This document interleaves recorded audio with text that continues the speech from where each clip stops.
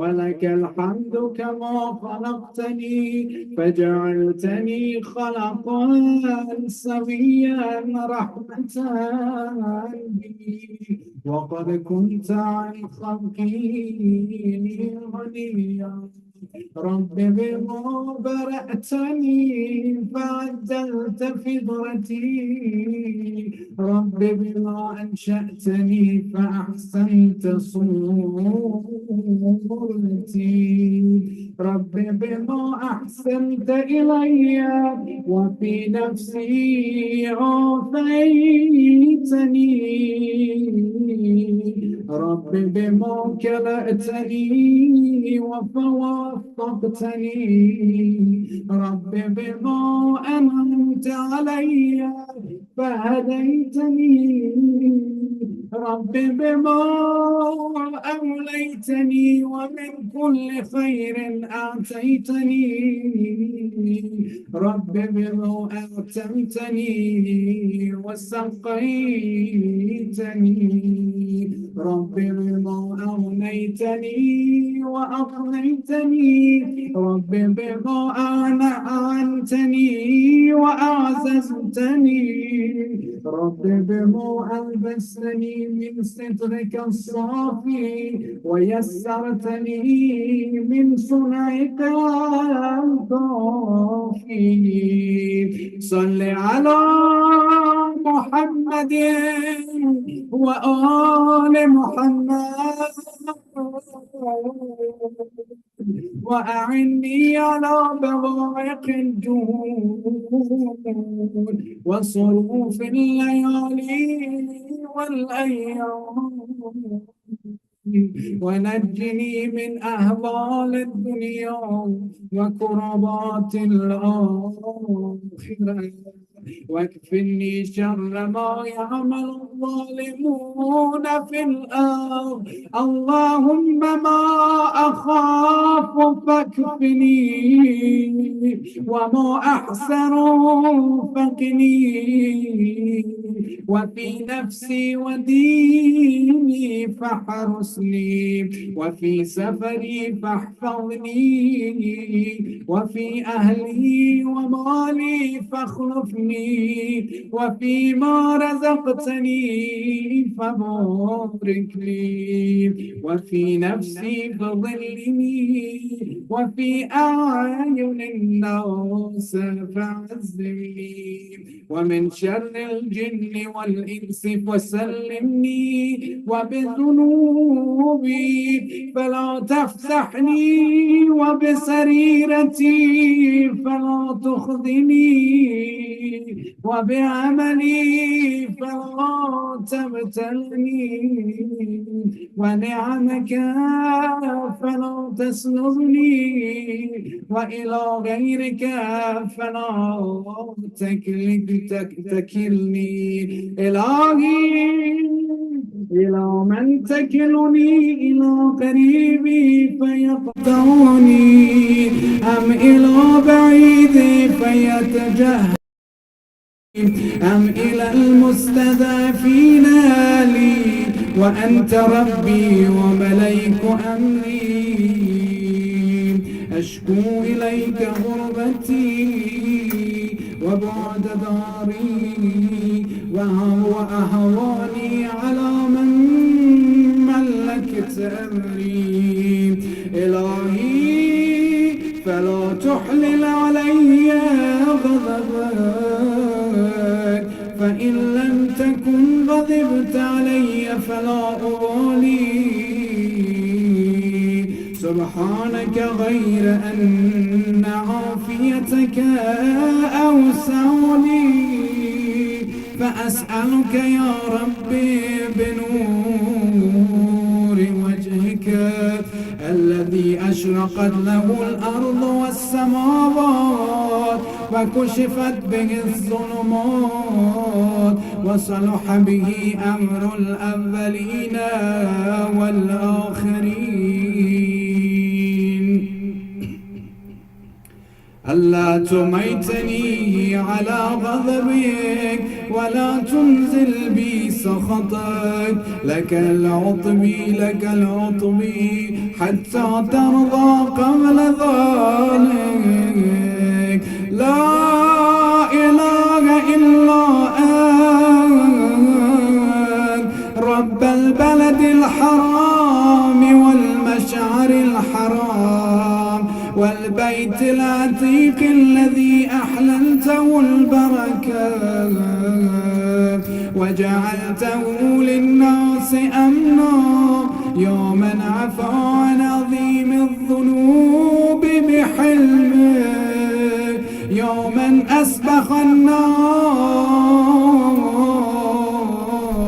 بفضله، يوما أعطى الجذيل بكرمك. يا عدتي في شدتي، يا صاحبي في وحدتي، يا غياثي في كربتي، يا وليا في نعمتي، يا إلهي وإله آبائي إبراهيم وإسماعيل وإسحاق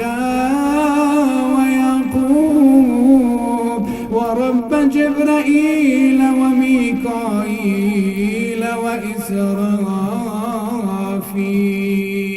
ورب محمد خاتم النبيين وآله المنتجبين، منزل التوراة والإنجيل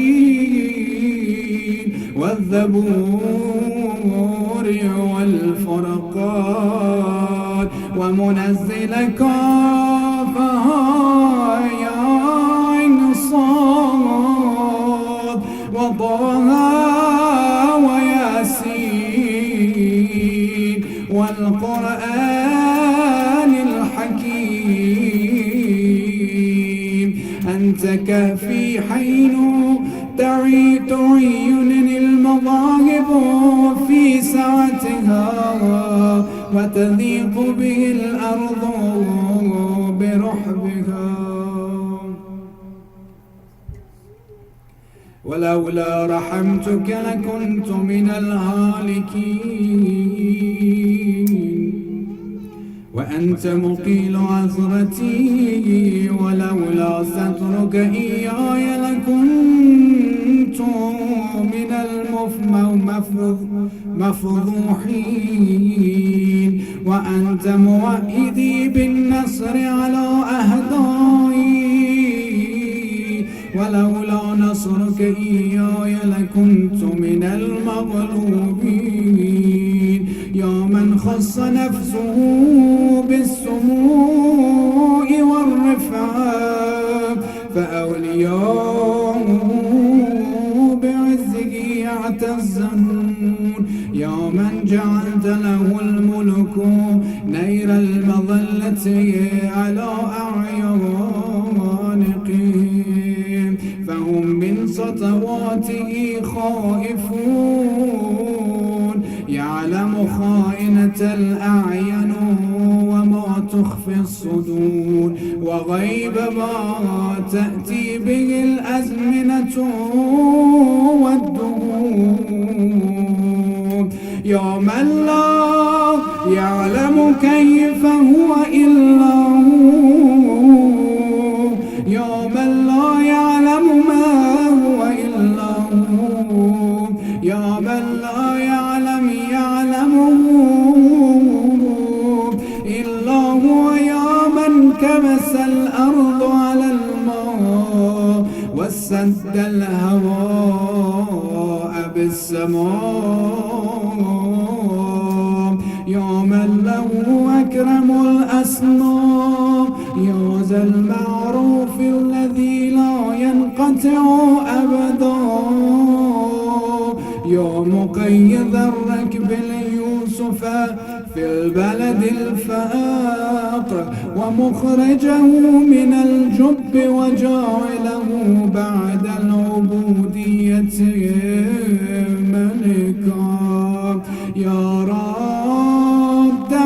على يعقوب بعد أن ابيض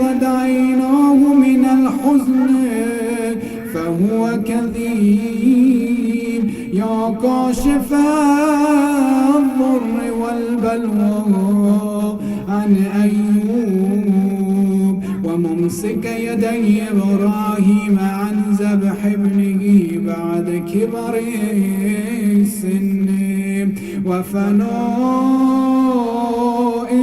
عمره.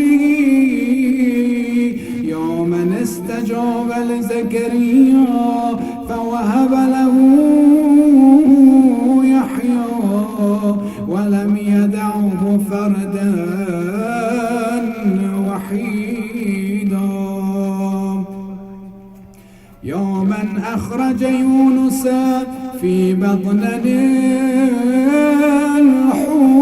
الحوت يوما فلق البحر لبني إسرائيل فأنجاهم وجعل فرعون وجنوده من المغرقين.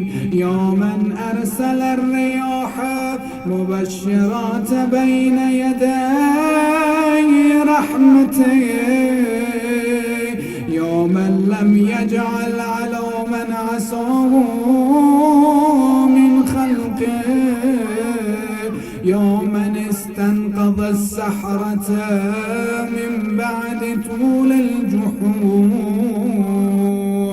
وقد غدوا في نعمته يأكلون رزقه ويعبدون غيره وقد حادوه ونادوه وكذبوا رسله. يا الله يا الله يا بديع يا بديع لا ند لك يا دائما لا نفاد لك. يا حيا حين لا حي يا محيي الموتى. يا من هو قائم على كل نفس بما كسبت. يا من قل له شكرا فلم يحرمني وعظمت خطيئتي فلم يفضحني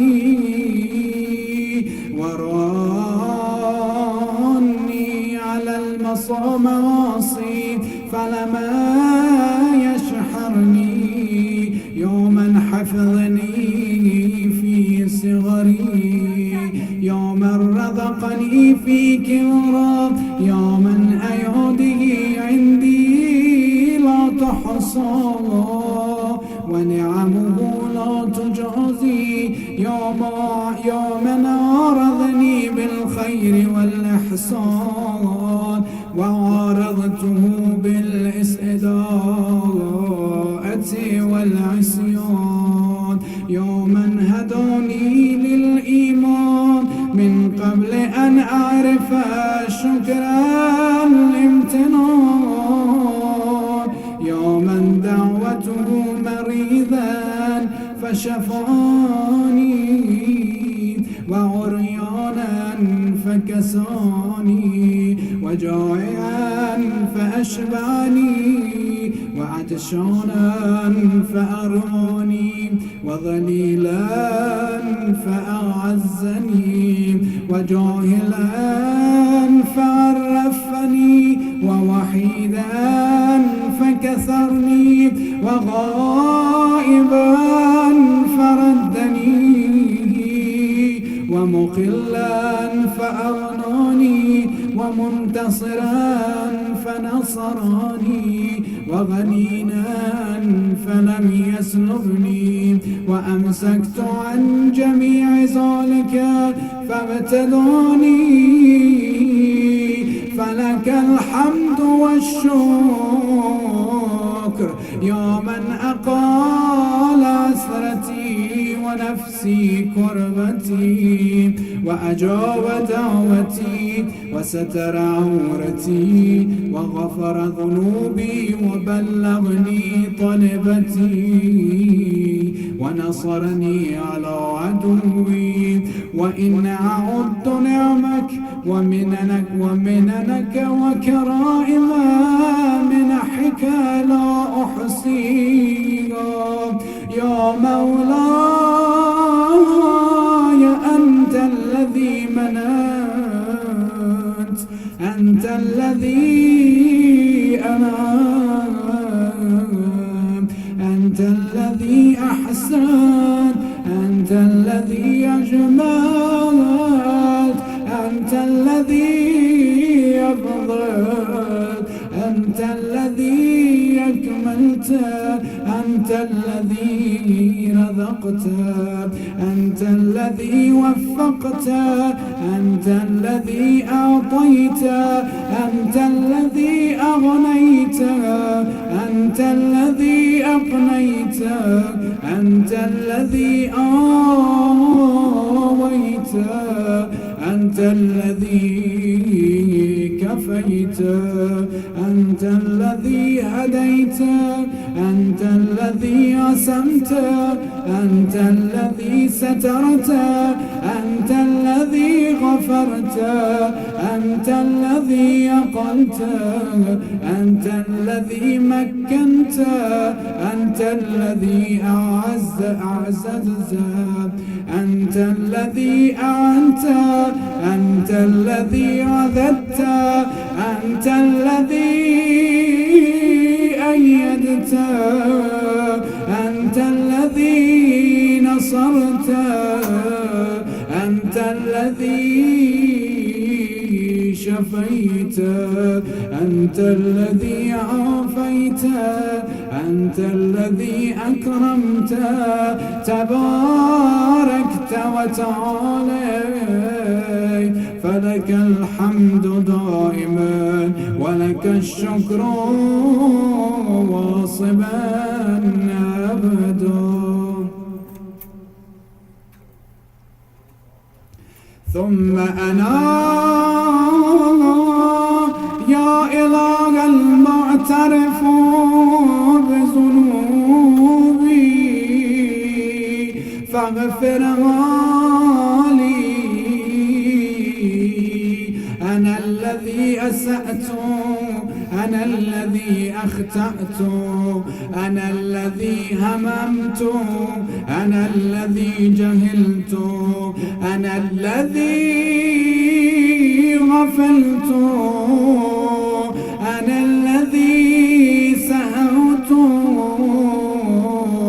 أنا الذي اعتمدت، أنا الذي تعمدت، أنا الذي وعدت، وأنا الذي أخلفت، أنا الذي نكثت، أنا الذي أقررت، أنا الذي اعترفت بنعمتك علي وعندي وأبوء بذنوبي فاغفرها لي. يا من لا تضره ذنوب عبادي وهو الغني عن طاعتهم والموفق من عمل صالحا منهم بمعونته ورحمته. فلك الحمد إلهي وسيدي إلهي، أمرتني فعصيتك ونهيتني فارتكبت نهيك، فأصبحت الأعضاء براءة لي فأعتذر. ولا ذا قوة فأنتصر، فبأي شيء أستقبلك يا مولاي؟ أبسمعي أم ببصري أم بلساني أم بيدي أم برجلي؟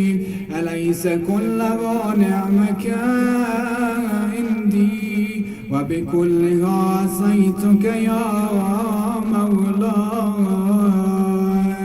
فلك الحجة والسبيل علي يا من سترني من الآباء والأمهات أن يزجروني، ومن العشائر والإخوان أن يعيرني، من السلاطين أن يعاقبوني. ولو اتلعوا يا مولاي على ما اطلعت علي مني إذا ما أنذروني ولفرضوني وقطعوني. فها أنا ذا يا إلهي بين يديك يا سيدي، خاضع ذليل حسير حقير، لا ذو براءة فاعتذر، ولا ذو قوة فانتصر، ولا حجة فاحتج بها، ولا قائل لم أجترح ولم أعمل سوءا، وما عسى الجحود ولو جحدت يا مولاي يا مولاي ينفعني كيف وإني ذلك جوارحي كلها شاهدة علي بما قد عملت، وعلمت يقينا غير ذي شك أنت زائلي، وعلمت يقينا غير ذي شك أنك سائلي من عزائم الأمور، وأنك الحكم العدل الذي لا تجور، وعدلك مهلكي ومن كل عدلك مهربي. فإن تعذبني يا إلهي فبذنوبي بعد حجتك علي، وإن تعفو عني فبحلمك وجودك وكرمك. لا إله إلا أنت سبحانك إني كنت من الظالمين. لا إله إلا أنت سبحانك إني كنت من المستغفرين. لا إله إلا أنت سبحانك إني كنت من الموحدين. لا إله إلا أنت سبحانك إني كنت من الخائفين. لا إله إلا أنت سبحانك إني كنت من الوجلين. لا إله إلا أنت سبحانك إني كنت من الراجين. لا إله إلا أنت سبحانك إني كنت من الراغبين. لا إله إلا أنت سبحانك إني كنت من المهللين. لا إله إلا أنت سبحانك إني كنت من السائلين.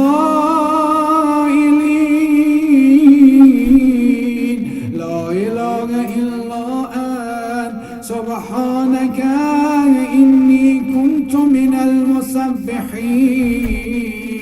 لا إله إلا أنت سبحانك إني كنت من المكبرين. لا إله إلا أنت سبحانك ربي أرض آبائي الأولين. اللهم هذا ثنائي عليك ممجدا، وإخلاصي بذكرك موحدا، وإقراري بآلائك معددا. وإن كنت مقرا أن لم يحصها لكثرتها وسبوغها وتظاهرها وتقادمها إلى حادث ما لم تزل تتعدني به معها منذ خلقتني وبرأتني من أول النوم، من الإغناء من الفقر وكشف الضر وتصبيب اليسر ودفع النوس وتفريج الكاد والعافية في البدن والسلامة في الدين. ولو رفضني على قدر ذكر نعمتك جميع العالمين من الأولين والآخرين ما قدرت ولا هم على ذلك. تقدست وتعاليت من رب كريم عظيم الرحيم، لا تحصي آلاؤك ولا يبلغ ثناؤك ولا تكافي نعمائك. فصل على محمد وآل محمد وأتمم علينا نعمك وأسعدنا بطاعتك. سبحانك لا إله إلا أنت.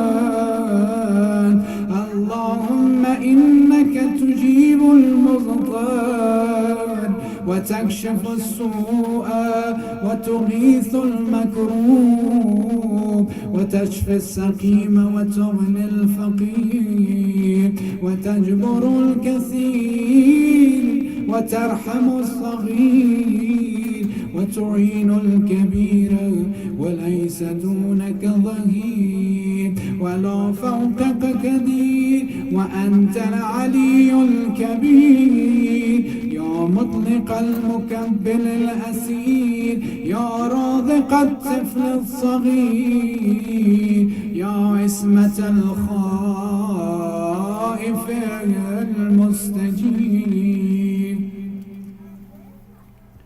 يا من لا شريك له ولا وزير.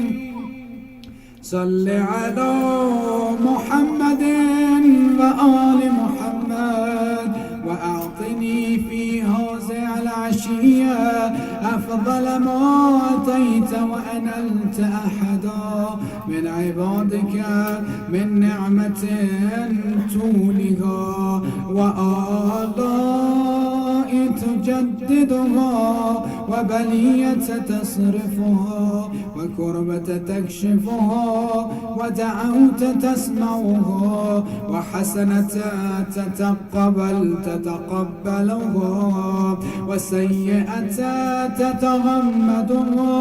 إنك لطيف بما تشاء خبير وهو وعلى كل شيء قدير. اللهم إنك أقرب من دعي وأسرع من نجا وأكرم من أفي وأوسع من أعطي واسمع من سئل. يا رحمن الدنيا والآخرة ورحيمهما ليس كمثلك مسؤول ولا سواك مأمول.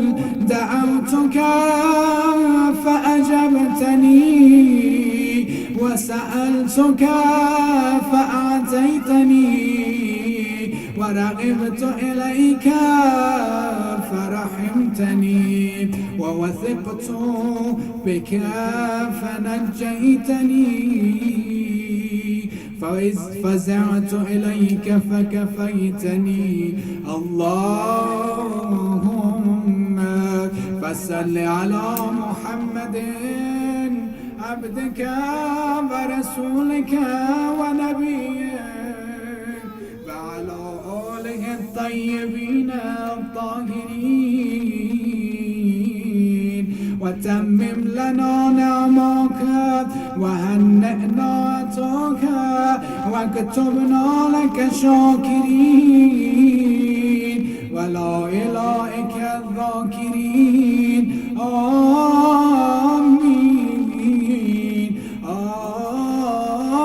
آمين رب العالمين.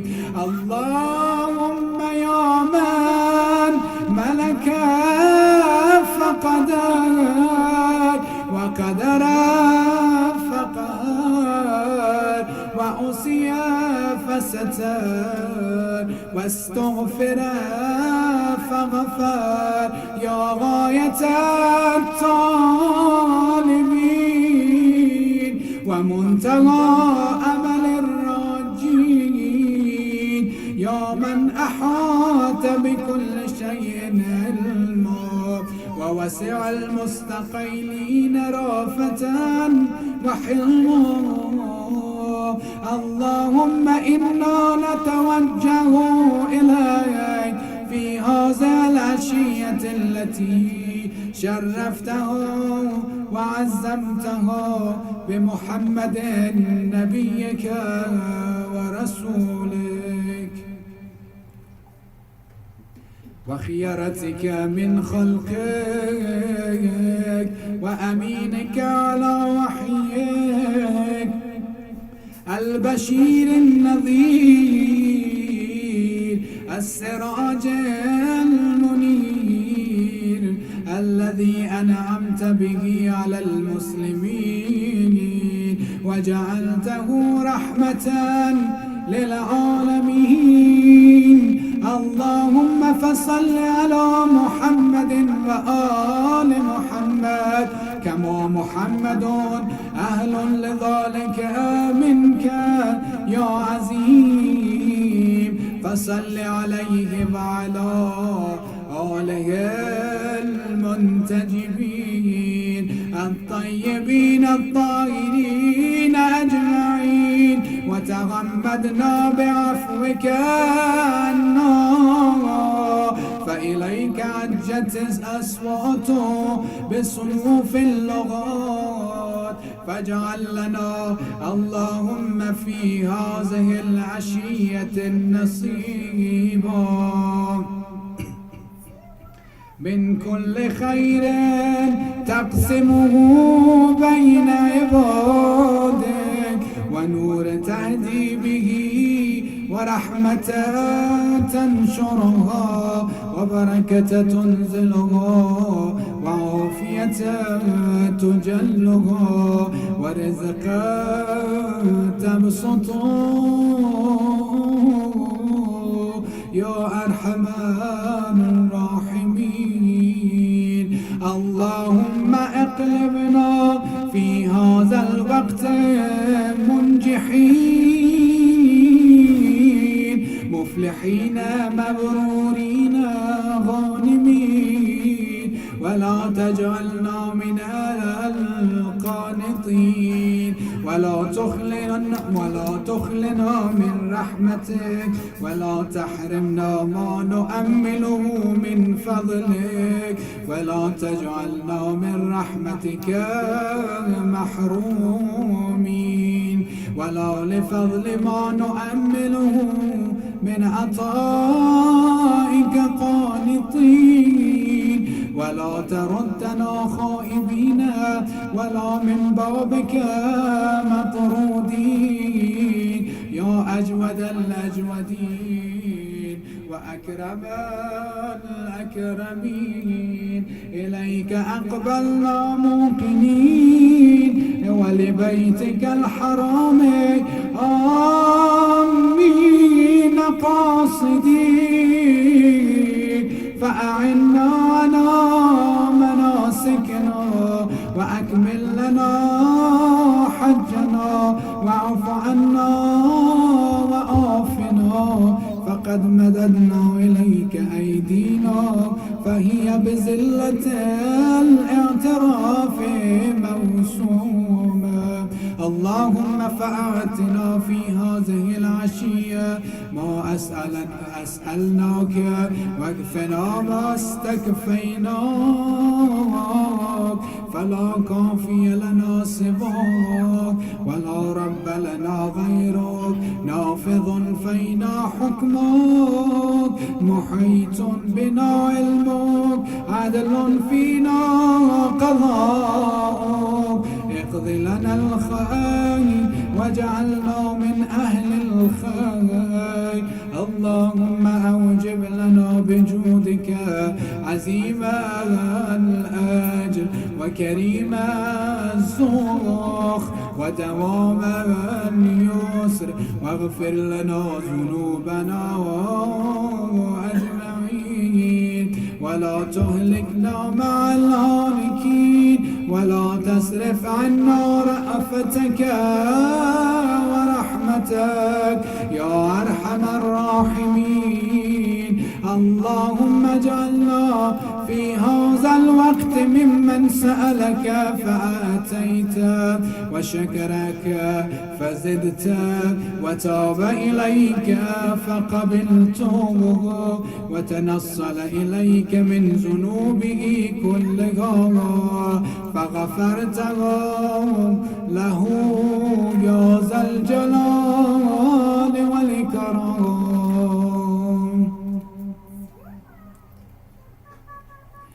اللهم ونقنا وسددنا وقبل تضرعنا يا خير من سئل ويا أرحم من استرحم يا من لا يخفى عليه إغماض الجفون ولحظ العيون ولا ما استقر في المكنون ولا من طوت عليه مزمرات القلوب ألا كل ذلك قد أحصاه علمك ووسعه حلمك سبحانك وتعاليت عما يقول الظالمون علوا كبيرا. تسبح لك السماوات السبع والأرضون ومن فيهن وإن من شيء إلا يسبح بحمدك فلك الحمد والمجد وعلو الجد يا ذا الجلال والإكرام والفضل والإنعام والأيادي الجسام وأنت الجواد الكريم الرؤوف الرحيم. اللهم أوسع علي من رزقك الحلال وعافني في بدني وديني وآمن خوفي وأعتق رقبتي من النار. اللهم لا تمكر بي ولا تستدرجني ولا تغتادي وذرا عني شر فسقة الجن والإنس يا أسمع السامعين يا أبصر الناظرين ويا أسرع الحاسبين ويا أرحم الراحمين. صل على محمد وآل محمد السادة الميامين وأسألك اللهم حاجتي التي إن أعطيتنيها لم يضرني ما منعتني وإن منعتنيها لم أنجيتني أسألك فكاك رقبتي من النار. لا إله إلا أنت وحدك لا شريك لك، لك الملك ولك الحمد وأنت على كل شيء قدير. يا رب يا رب إلهي أنا الفقير في غناي، فكيف لا أكون فقيرا في فقري. إلهي أنا الجاهل في علمي، فكيف لا أكون جهولا في جهلي. إلهي إن اختلاف تدبيرك وسرطة طوائر مغاديرك منع عبادك العارفين بك عن السكون إلى عطاء، واليأس منك في بلاء. إلهي مما يليق بلؤمي ومنك ما يليق بكرمك.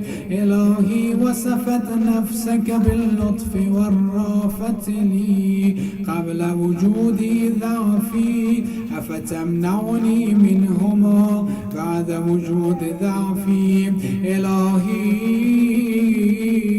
إن ظهرت المحاسن مني فبفضلك ولك المنة علي، وإن ظهرت المصابي مني فبعدلك ولك الحجة علي. إلهي كيف تكلني وقد تكفلت لي، وكيف أضامي وأنت الناصر لي، أم كيف أخيب وأنت الحفي بي. ها أنا أتوسل إليك بفقري إليك، وكيف أتوسل إليك بما هو محال أن يصل إليك. أم كيف أشكو إليك حالي وهو لا يخفي عليك. أم كيف أترجم بمقالي وهو منك برض إليك. أم كيف تخيب آمالي وهي قد وفدت إليك. أم كيف لا تحسن أحوالي وبك قامت. إلهي ما ألتفك به مع عزيم جهلي، وما أحرمك به معي قبيح فعلي. إلهي ما أقربك مني وأبعدني أنت، ومن أرافك بي فما الذي يحجبني عنك. إلهي علمت باختلاف الإثار وتنقلات الأطوار أنت مرادك مني أن تعرف إلي في كل شيء حتى لا أجعلك في شيء. إلهي كلما أخرسني لؤومي أنتقني كرمك، وكلما آيستني أوصافي أتمعتني منك. إلهي من كان محاسنه مصابي فكيف لا تكون مصابيا مصابي، ومن كان عقائقه دعاوي فكيف لا تكون دعاويه دعاوي. إلهي حكمك النافذ ومشيئتك القاهرة لم يتركا للذي مقال مقالا ولا للذي حال حالا. إلهي كم من طاعة بنيتها وحالة شيدتها هدم اعتمادي عليها عدلك، بل أقالني منها فضلك. إلهي إنك تعلم أني وإن لم تدم الطاعة مني فعلا جزما فقد دامت محبة وعزما. إلهي كيف أعزم وأنت القاهر، وكيف لا أعزم وأنت الأهم. إلهي ترددي في الآثار يوجب بعد المظاهر، فاجمعني عليك بخدمتي توصلني إليك. كيف يستدل عليك بما هو في وجوده مفتقر إليك، أن يكون لغيرك من الظهور ما ليس لك، حتى يكون هو المظهر لك. متى غبت حتى تحتاج إلى دليل يدل عليك، ومتى بعدت حتى تكون الآثار هي التي توصل إليك.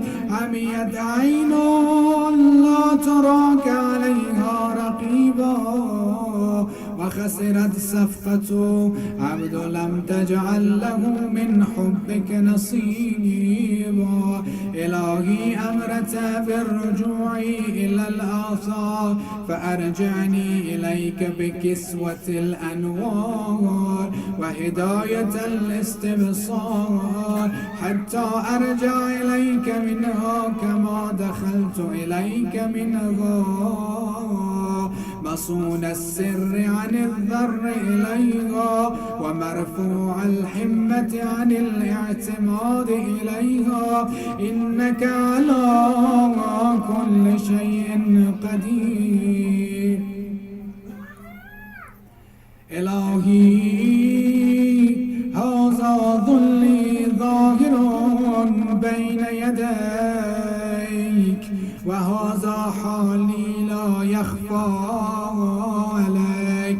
منك أطلب الوصول إليك، وبك أستدل عليك، فاهدني بنورك إليك، وأقمني بصدق العبودية بين يديك. إلهي علمني من علمك المخزون، وصني بصدرك المصون.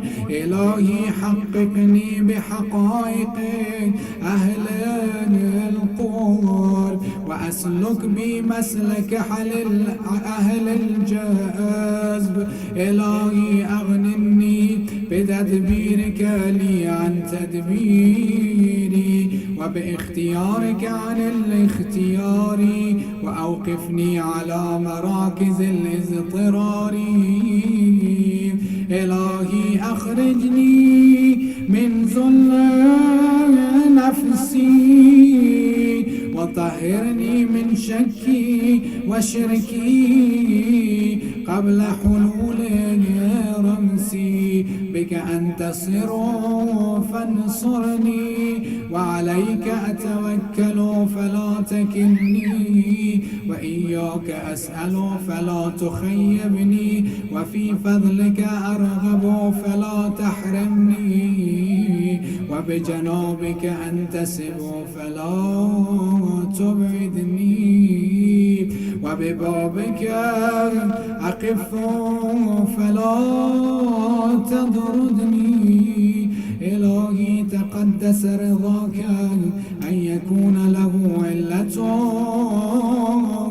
من، فكيف يكون له علة مني؟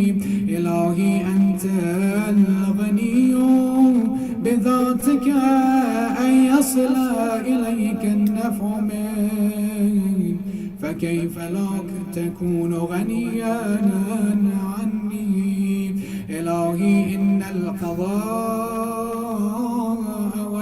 القدر يمنني، وإن الهوى بوثائق الشهوة أثرني، فكن أنت النصير لي حتى تنصرني وتبصرني، وأغنني بفضلك حتى أستغني بك عن طلبي. أنت الذي أشرقت الأنوار في قلوب أوليائك حتى عرفوك ووحدوك، وأنت الذي أذلت الأغيار عن قلوب أحبائك حتى لم يحبوا سواك ولم يلجأوا إلى غيرك. أنت المؤنس لهم حيث أوحشتهم العوالم، وأنت الذي هديتهم حيث استبانت لهم المعالم. ماذا وجد من فقدك وما الذي فقد من وجدك؟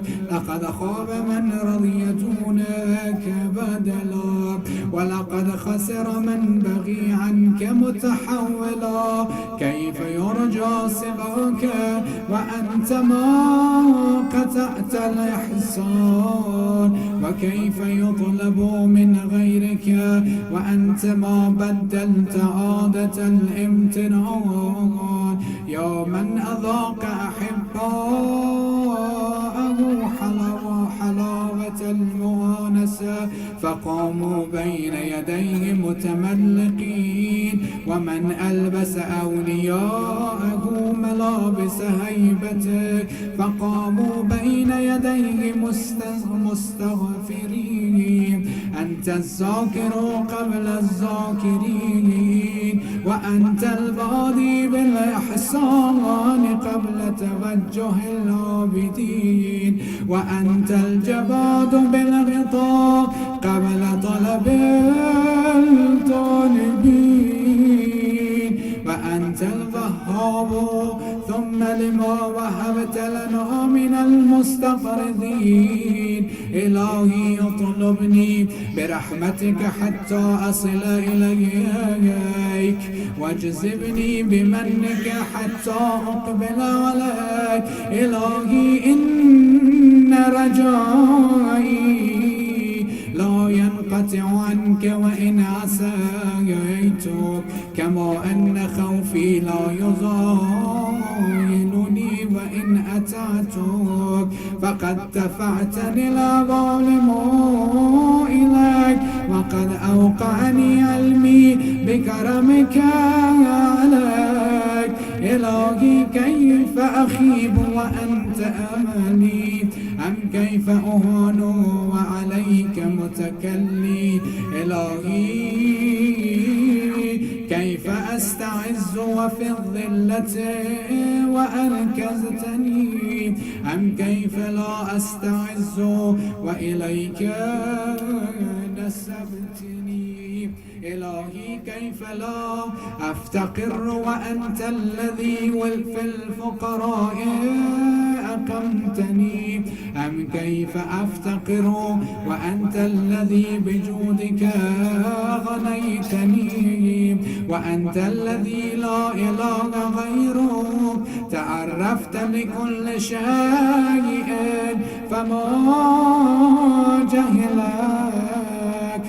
فما جهلك شيء، وأنت الذي تعرفت إلي في كل شيء، فرأيتك ظاهرا في كل شيء، وأنت الظاهر لكل شيء. يا من استوى برحمانيته فصار العشر غيبا في الذات، محقت الآثار بالآثار، ومحوت الأغيار بمحيات، ومحوت الأغيار بمحيطات أفلاك الأنوار. يا من احتجب في سرادقات عرشه عن أن تدركه الأبصار، يا من تجلي بكمال البهائك فتحققت عظمته. من الاستواء كيف تخفي وأنت الظاهر، أم كيف تغيب وأنت الرقيب الحاضر. إنك على كل شيء قدير والحمد لله وحده. صلوات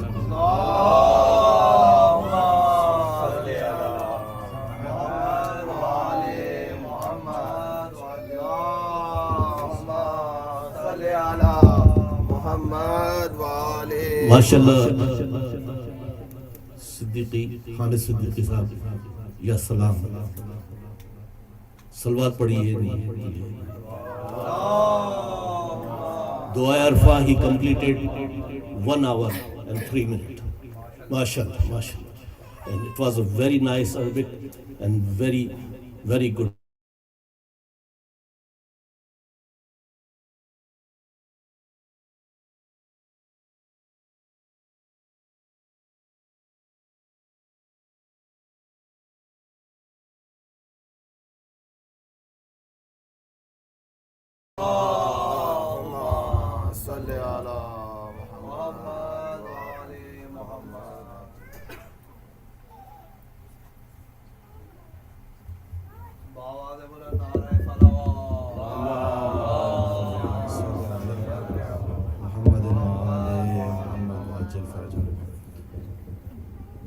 حبیب بھائی ماشاءاللہ گڈ ریزیٹیشن اور شکریہ آپ کے آنے کا.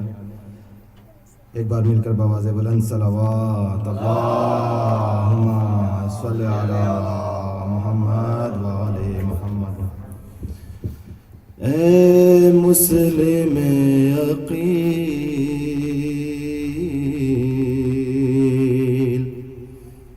اے مسلم غریب،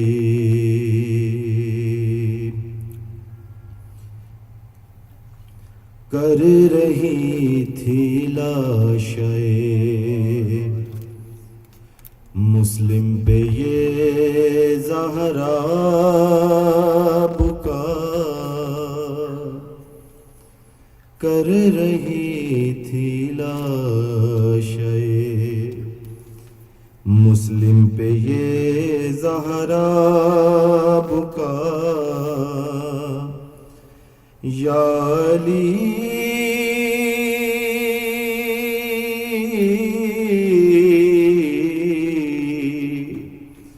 یا علی، کوفے میں پھر آئی ہے رونے سیدہ، کر رہی تھی لاشیں مسلم پہ یہ زہرا بکا. آپ پر جب ابن ملجم نے کیا سجدے میں وار، ہاتھ پہلو پر رکھے وہاں آئی تھی میں پہلی بار.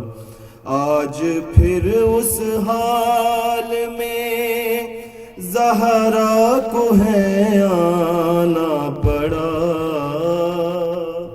کر رہی تھی لاشیں مسلم پہ یہ زہرا بکا. کوفے والوں نے اسے مل کر ہے مارا یا علی،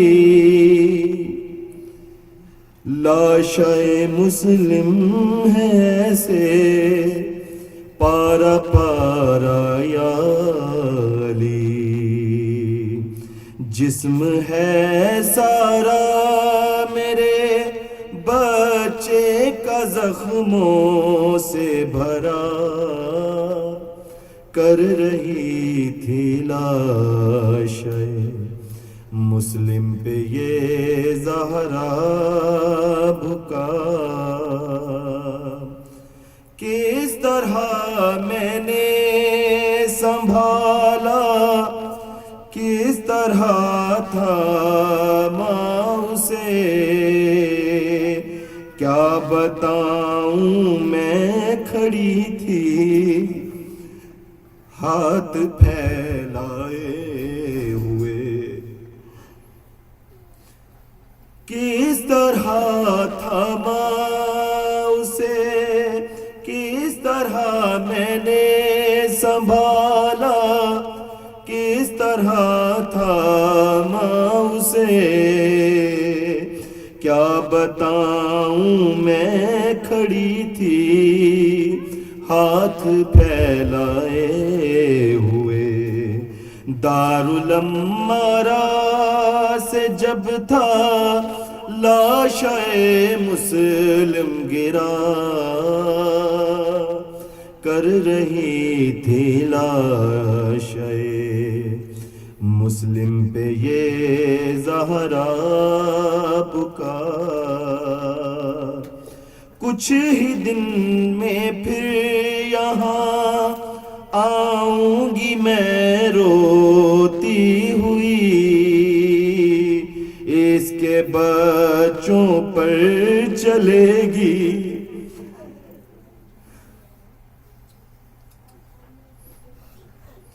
کچھ ہی دن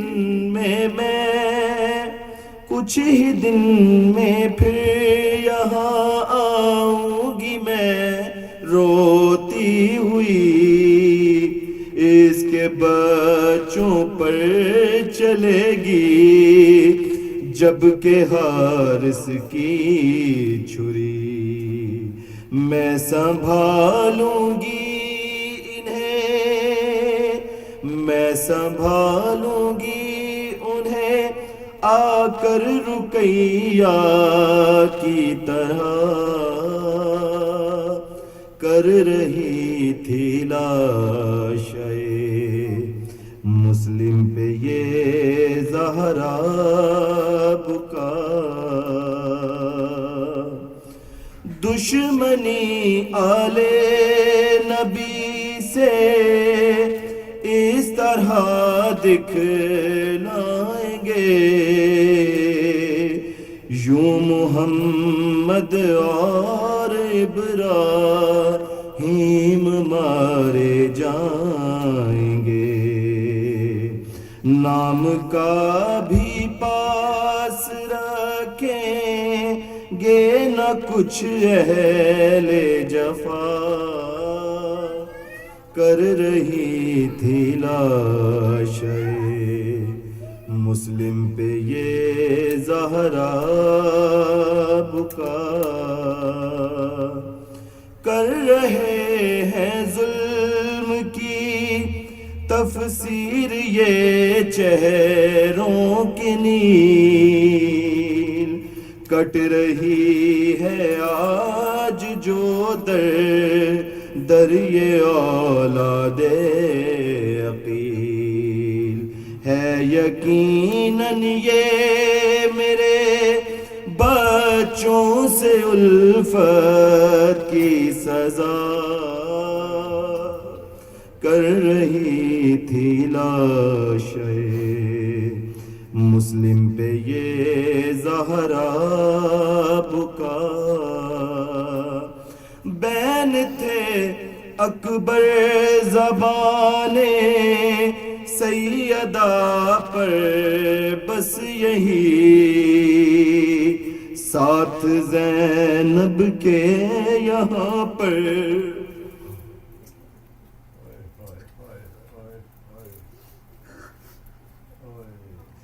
بین تھے اکبر زبانِ سیدہ پر بس یہی،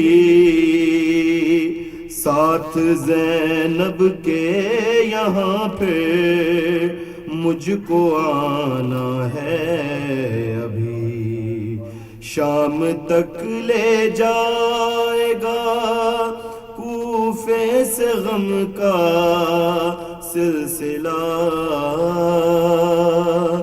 کر رہی تھی لاشیں مسلم پہ یہ زہرا بکا کر رہی تھی لاشیں. صلوات اللہ محمد.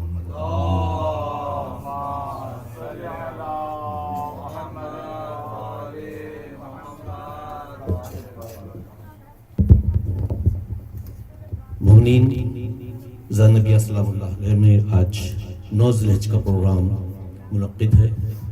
اس پروگرام کی ابتدا ہو چکی ہے. دعا عرفہ سے جناب حمید صدیقی صاحب نے کیا ماشاءاللہ، اور سلام پیش کر رہے تھے مظاہر شمسی صاحب. میری درخواست ہے جناب علی صاحب سے اپنے ہمراہوں کے ساتھ کہ مرثیہ پیش کریں.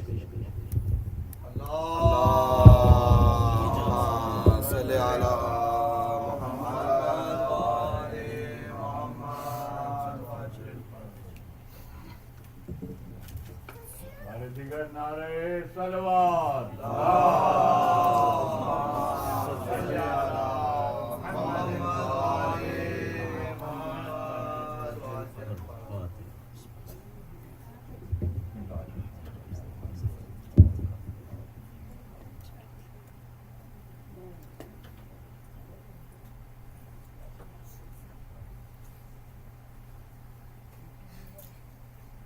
ایک اور سلوات کرو.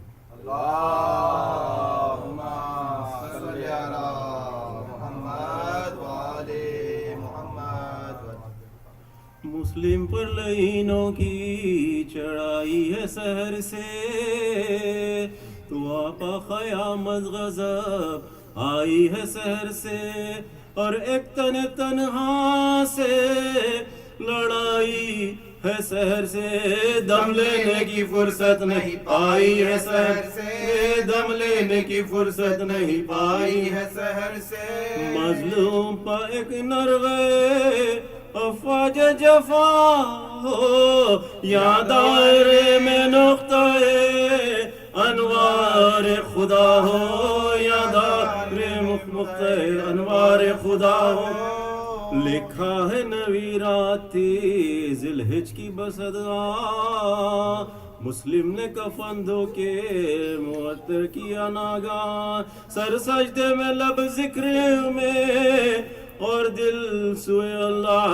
جب آتی تھی تو یہ کہتے تھے زجیجا، جب آتی تھی تو یہ کہتا تھا زجیجا، فردوس میں خنجر کے تلے دید کریں گے، کل عرفے کے قربانی کی ہم عید کریں گے، کل عرفے کے قربانی کی ہم عید کریں گے.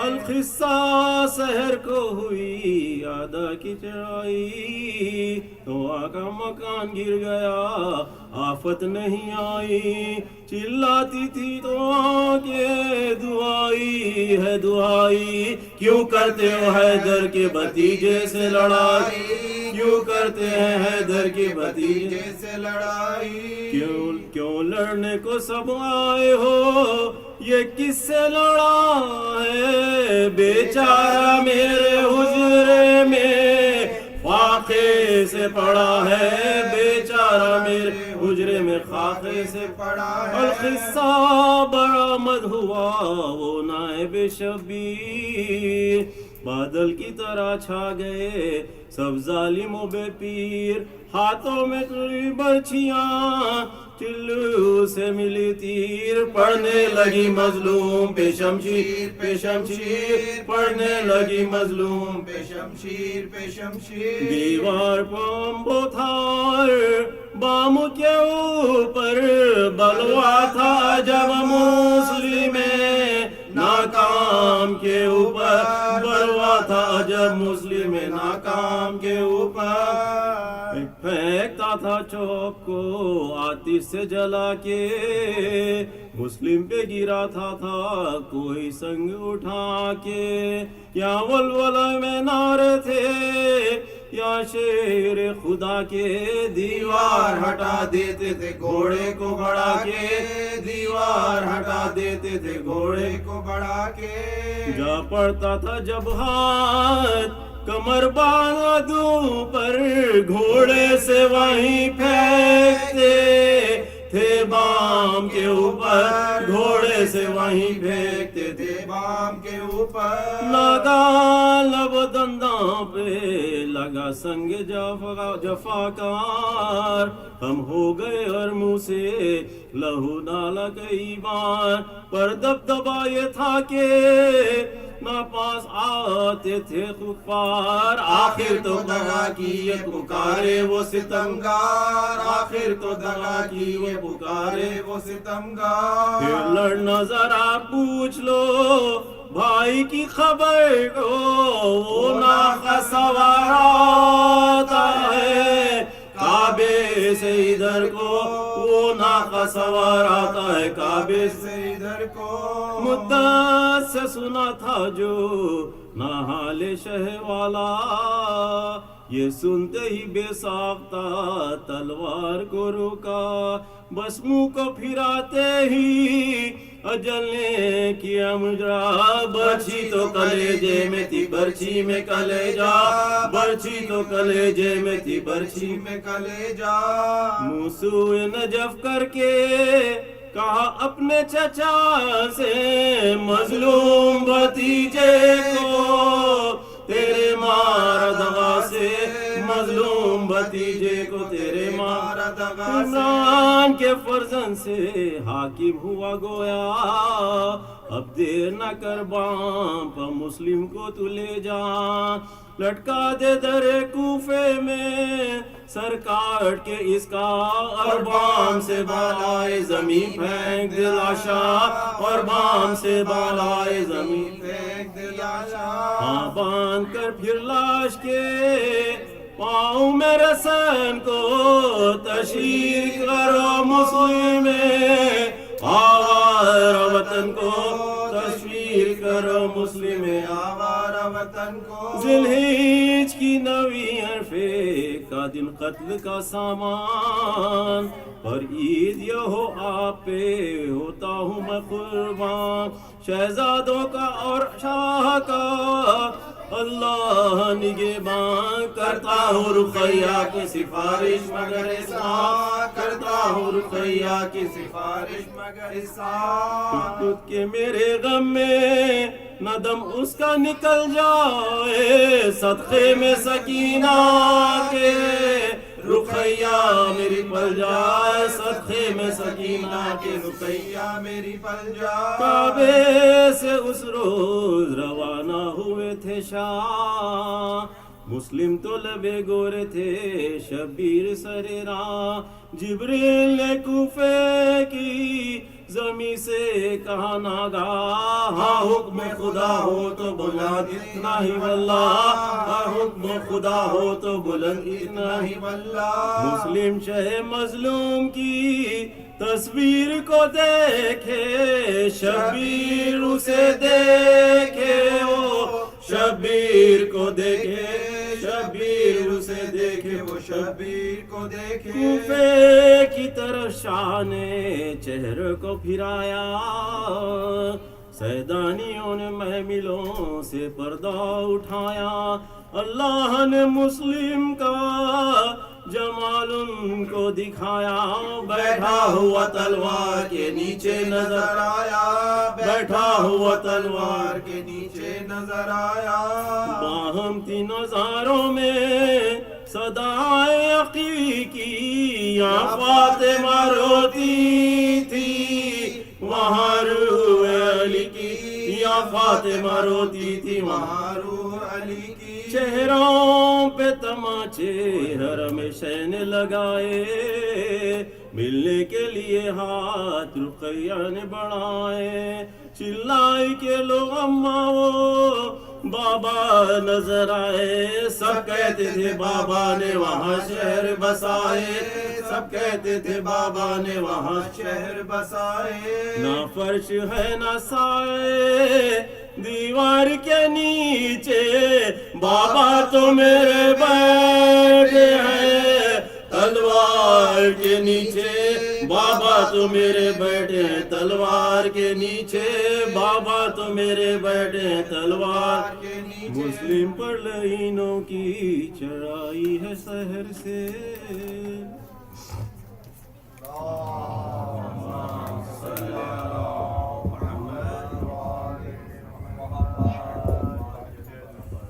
مومنین، آج کا پروگرام شہادت حضرت مسلم عقیل کے سلسلے میں ہے۔ مجلس کے لیے ہمارے مہمان آئے ہوئے ہیں، حجت اسلام جناب سید شان صاحب۔ ابھی تعارف ان کا تھوڑا سا کراتا ہوں، اس سے پہلے آپ لوگ اور قریب قریب آ جائیں تو میں مجلس کا آغاز کروں۔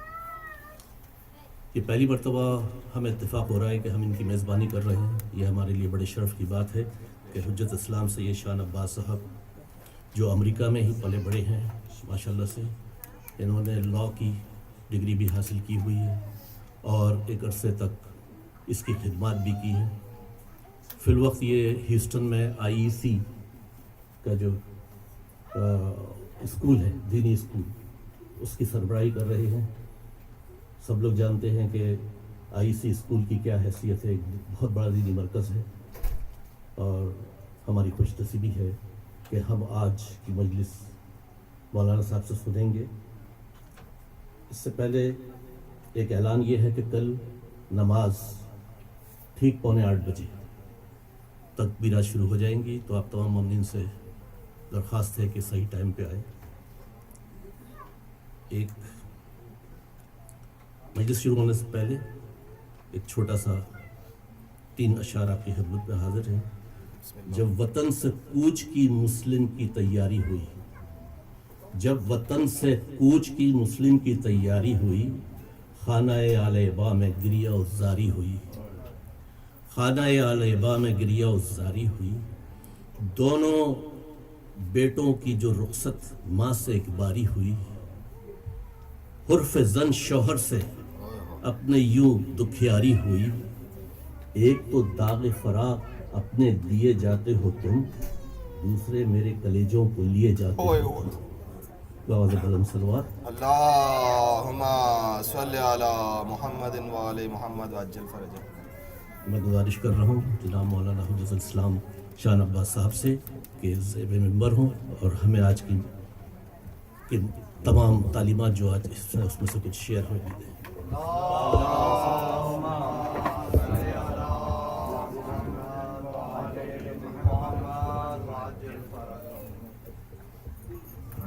ہمارے دیگر بلند تر صلوات۔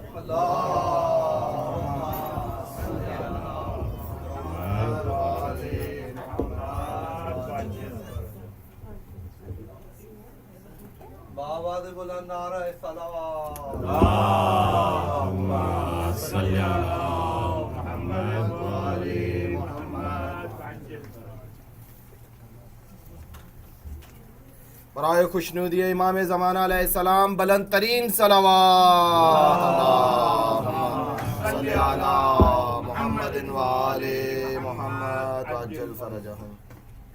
سب مومنین و مومنات کے لیے ایک سورۃ الفاتحہ کے التماس۔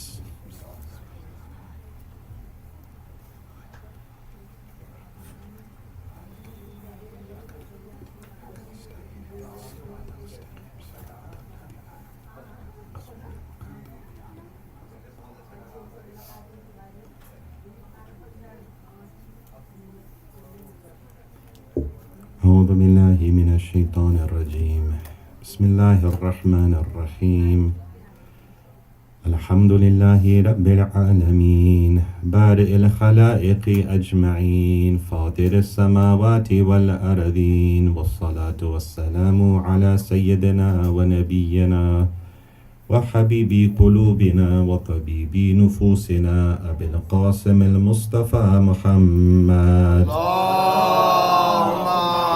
صلی علی محمد و آل محمد وعجل فرجہ۔ وعلى أهل بيته الطيبين الطاهرين المعصومين المظلومين الذين أذهب الله عنهم الرجس وطهرهم تطهيرا۔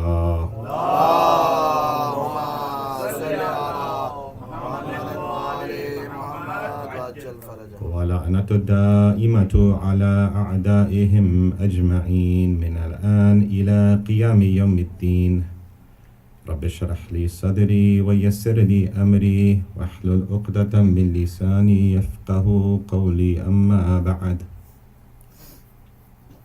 فقد قال الله سبحانه وتعالى في كتابه الكريم وهو أصدق الصادقين: ولله على الناس هج البيت من استطاع إليه سبيلا ومن كفر فإن الله غني عن العالمين. صدق الله العلي العظيم. صلوات. اللهم صل على محمد وآل محمد वअज्जिल फरजहम। सबसे पहले आप सबको शहादत मुस्लिम इब्न अकील की शहादत पे तस्दीक पेश करता हूँ और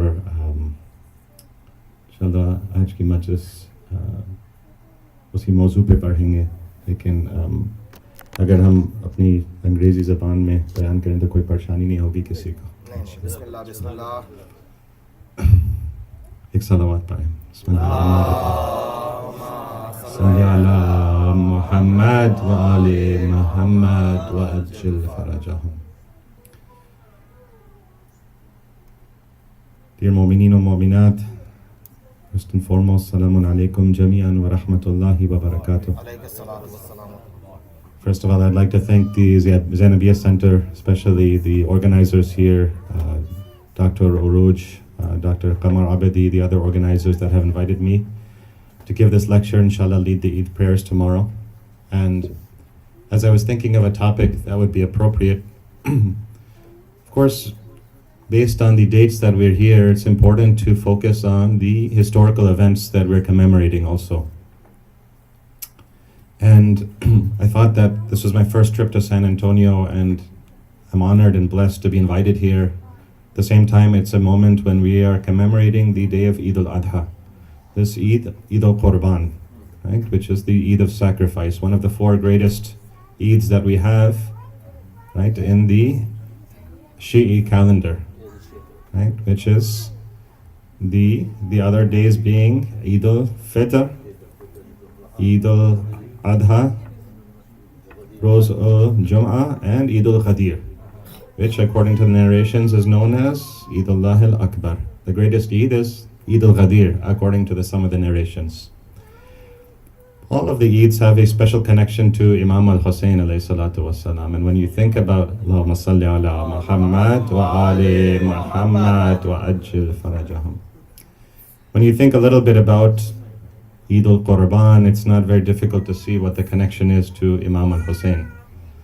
That Hazrat, as we'll talk about, Hazrat Ismail, Hazrat Ibrahim is told to sacrifice his son in the plains of Mina, and he accepts that and he goes forward for that in complete submission towards Allah subhanahu wa ta'ala.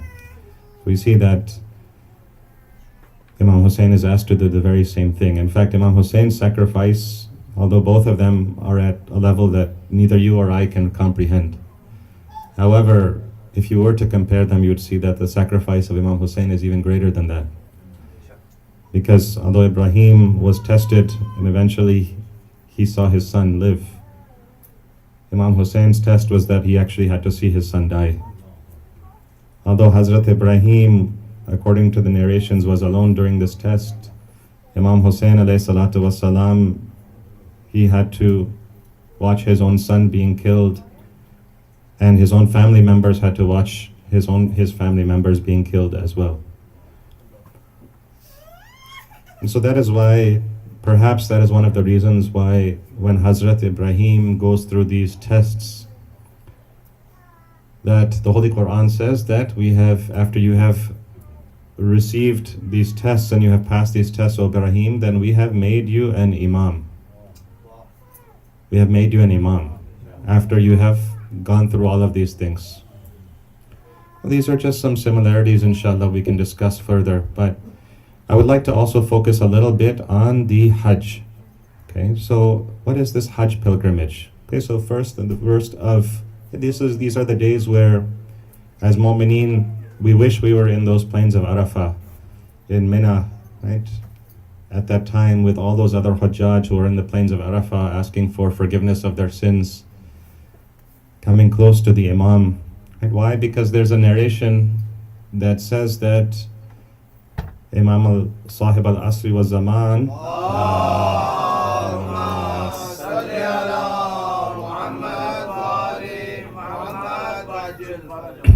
that every year that the Hujjaj go for Hajj, that Imam Sahib al-Asri wa Zaman is also present in Hajj.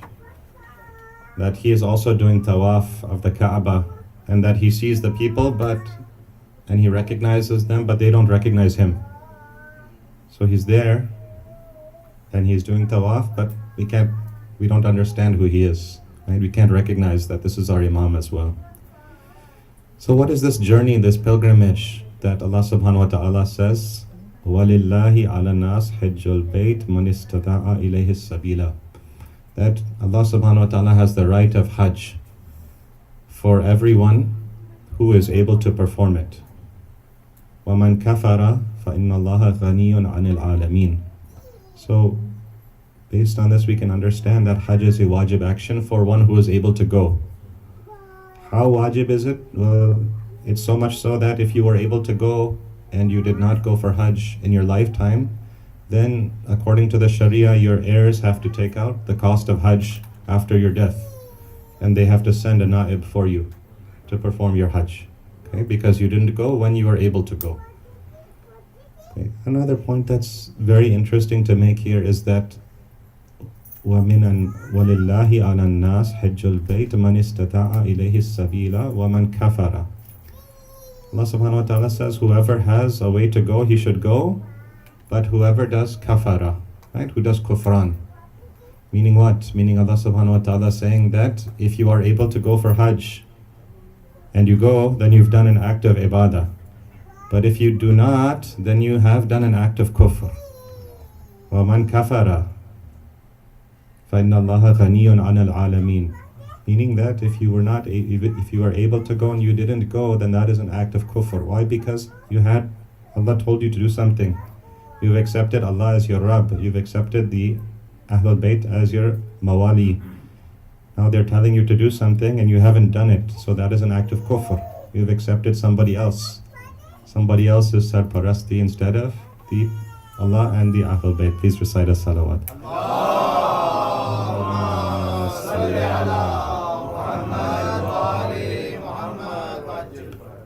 إن أول بيت وضع للناس للذي ببكة مباركة وهدى للعالمين.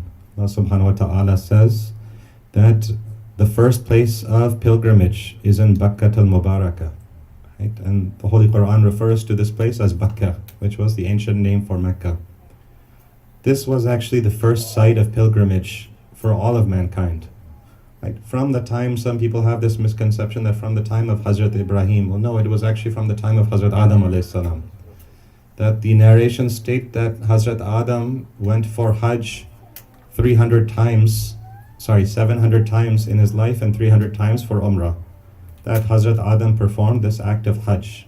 This was the first house of worship in the entire earth. Now what happened between Hazrat Adam and Hazrat Ibrahim is that this house of worship slowly becomes contaminated, right? It becomes a site of idol worship. And although people still come to this place for ibadah, for pilgrimage, it is something that slowly and slowly, right, more and more idol worship and shirk takes place and the structure itself becomes demolished. So the job of Hazrat Ibrahim is to rebuild this Kaaba. And that is why Allah subhanahu wa ta'ala says that purify Tahir Baiti, purify my house. Why is he saying my house? Right? Tahir Baiti. He's not saying my house because Allah subhanahu wa ta'ala lives in that house. He's saying Baiti, my house, because he's trying to give sharaf to that house. He's trying to give honor to that house. So he's saying that purify my house. And so that shows the significance of the Holy Kaaba. And just as a side note, this is one of the things that Allah subhanahu wa ta'ala, that this pilgrimage of Hajj that we have, it is one of the things that no other religion, as far as I am aware, they have something like this. If you look at Christianity, if you look at Judaism, there is nothing that they have that is similar to the Hajj pilgrimage. People come from left and right, from north and south. They save their money from all over the world. They wear the same ihram, and for a period of 3 weeks, right, they are engaged in this intense ibadah. They're paying their life savings, what? To get sick, right? To travel with people, right? To sweat with other people, to be under the sun, right? All for the sake of Allah subhanahu wa ta'ala and the love of the Ahlul Bayt. What kind of religion has something like this? Right? So this is something that is a cause of sharaf for us, that we have this beautiful pilgrimage in our deen that no other religion, as far as I'm aware of, has. Now, if you are aware of something, please tell me, because I'd like to learn about that as well. But as far as I'm aware, there's no other deen, no mazhab has something that is similar to the Hajj. Okay, please recite a salawat.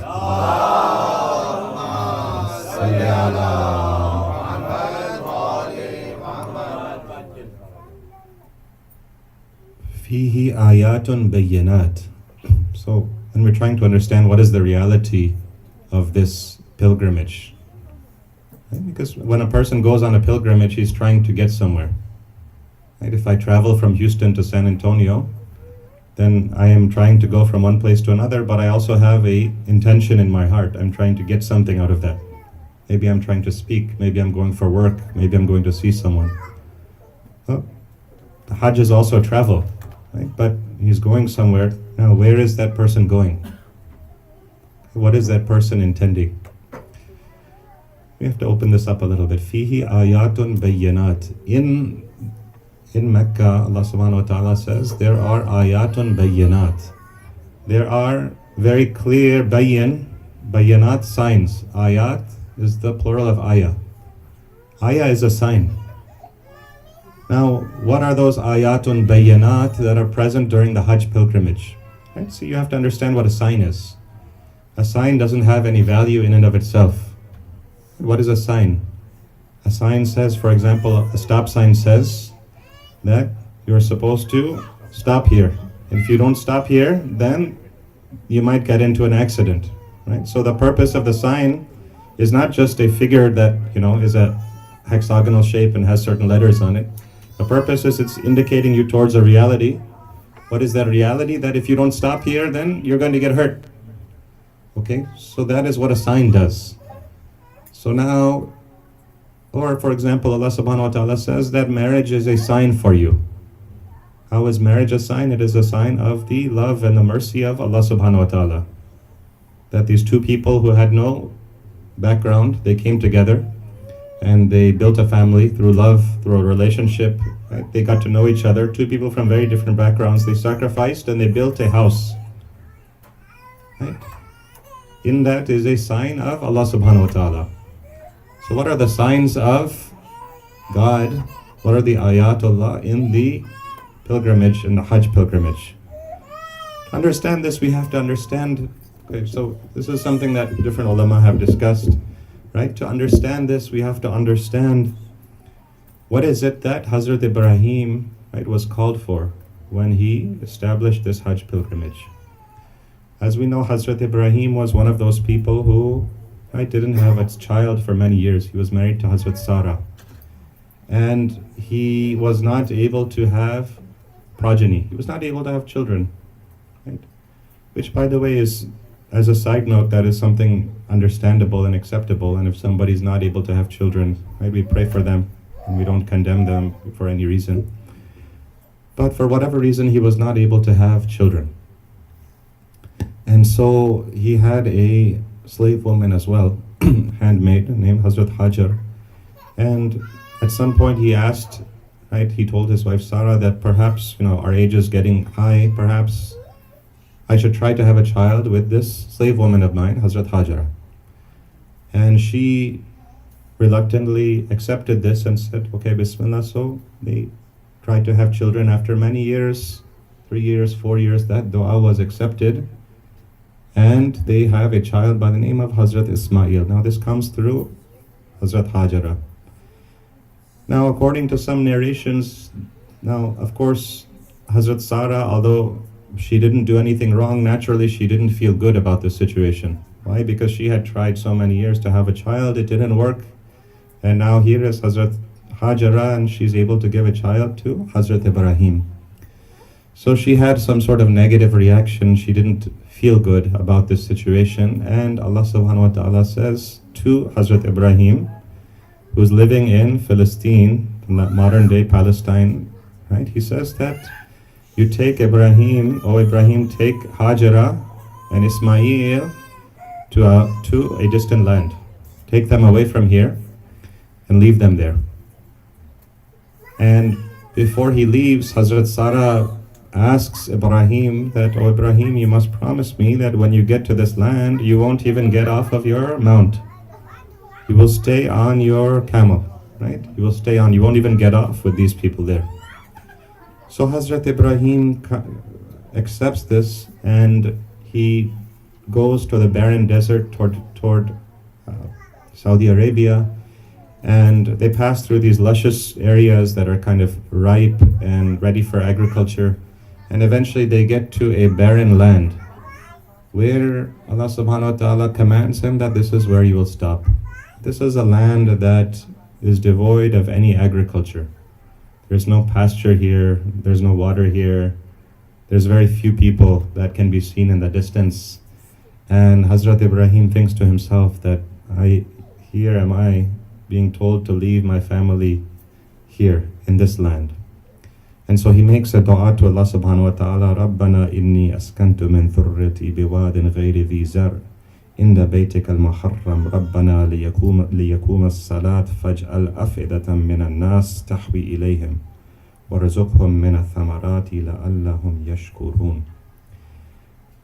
He says when he gets here that, oh Allah subhanahu wa ta'ala, I have settled my progeny in this land that has no agriculture.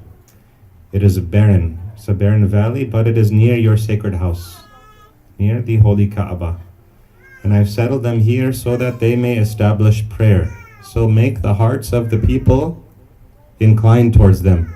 Right? Bring the hearts of the people towards Hajara and my son Ismail, and provide them with thamarat. Give them fruits. Right now, thamarat could be a reference to physical fruit. It could be a reference to spiritual fruit. Right? Give them sustenance. Give them rizq. This is the dua of Prophet Ibrahim as he's leaving his family. And so in that is a sign that as he leaves, just imagine the pain of Hazrat Ibrahim, that he has to leave his family in this land by the command of Allah subhanahu wa ta'ala. Right? There's nobody around, right? There's no pasture, there's leaving an infant child here. Okay? And again, we can see the comparison to Imam al-Hussein, that though he has to leave his wife and his infant son, right? He knows that his son is not going to, perhaps he doesn't have water, but in a few short moments that water of Hazrat Ismail will be quenched through the well of Zamzam. Imam al-Hussein takes his son, who also has not had water, and the response to him is arrows. So see the comparison, see the relationship to Imam al-Hussein that happens here. Fihi ayatun bayyanat, that in this land that is no agriculture, nothing, that we told you, O Ibrahim, to have complete tawakkul on Allah subhanahu wa ta'ala and leave your family here. And through the grace of Allah subhanahu wa ta'ala, as we know, Hazrat Hajara goes from Safa to Marwa, to Safa to Marwa, to Safa to Marwa. Eventually, she goes to check on the baby and she sees water bubbling from the ground. And she puts the sand together and collects the water in one place so that she can feed her baby.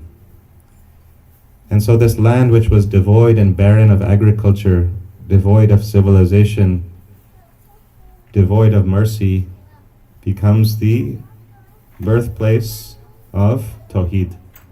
Right? Becomes the birthplace of Tawheed, of the Prophet Muhammad and al-Mustafa sallallahu alayhi wa sallam.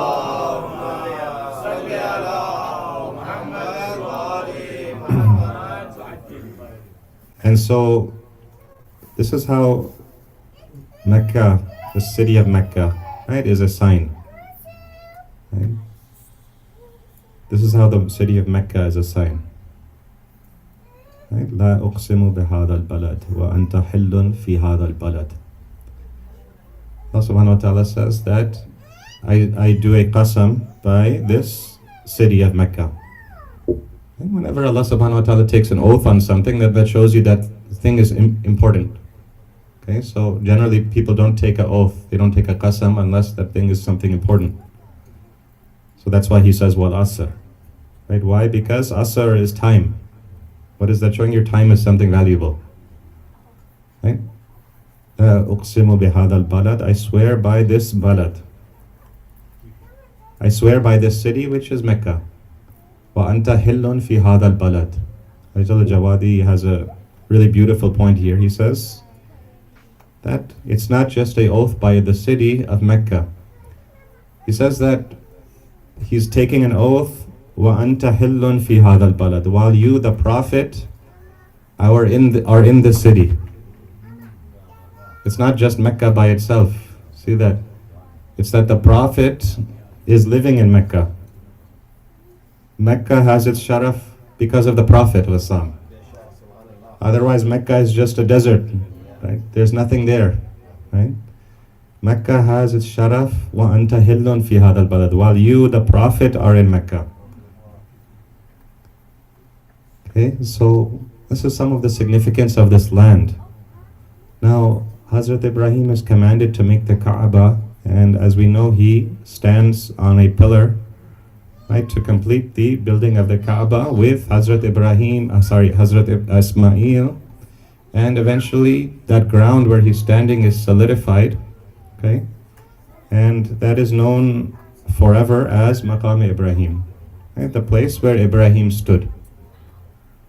Okay, so now he completes the prayer. He completes the building of the Kaaba, and he says, "Rabbana taqabbal minna innaka antas sami'ul alim." That, oh Allah subhanahu wa ta'ala, accept this from us, because you are Sami and Alim. Why? Because even though we do an action, it may not be accepted by Allah subhanahu wa ta'ala. There's many things that I do, perhaps my niyyah was not khalis, right? Perhaps I'm doing it so that people praise me. Perhaps I'm doing it so that I'll get money out of this transaction. Right? Perhaps I'll do it so that, right, for whatever reason, a million different reasons. Okay? Perhaps I'm fasting to lose weight. Okay? Lots of reasons. Right? Well, those actions may not be accepted by Allah subhanahu wa ta'ala. So to show his sincerity, he says, Rabbana taqabbal minna. Accept it from us. And make us submissive to you, and raise from our progeny a nation submissive to you. And show us our rights of worship, and turn to us clemently. Indeed, you are the All-Merciful. Raise from our progeny a nation.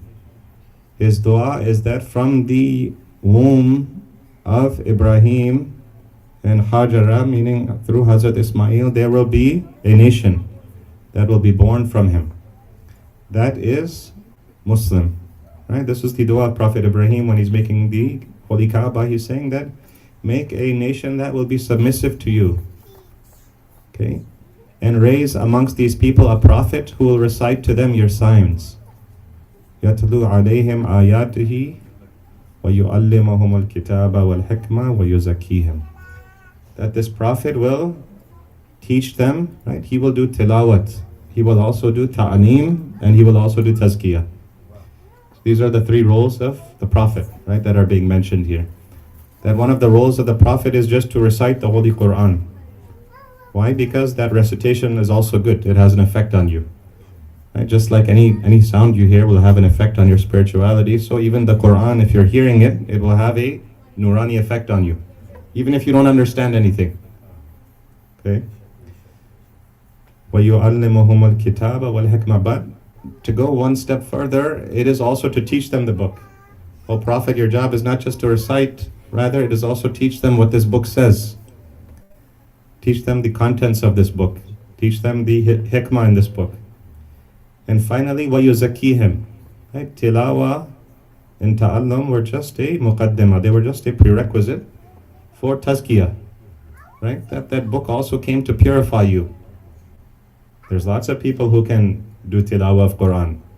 There's lots of people who have ta'aleem of the Holy Quran. But who are those people who have gotten tazkiyah also? There's different levels to this, as you can see. Right? There's different levels. You see so many people who have the skill of tilawah, but they don't have ta'aleem.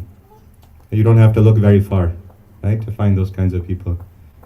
Now, sadly, we also have people who have ta'aleem and tilawah, but they don't have tazkiyah. That instead of making them more humble, bringing them closer to Allah subhanahu wa ta'ala, this book has turned them away. And that's why the Holy Quran says about itself, Yahdi bihi kathira wa yudillu bihi kathira. That through this book, many people are guided to hidayah, but many people are also misguided. Many people can also be misguided through the Holy Quran. How? Right? If your intention was not guidance, if your intention was takabbur, if your intention was to learn something, to prove somebody wrong, right? To learn something, to dominate someone, then that book is not going to be guidance for you. It's going to be a parda for you. It's going to be a veil for you. Right? Instead of seeing the realities as they are, instead of meeting the Imam, right? It's taking you further from the Imam. Okay? Please recite a salawat. Allahumma.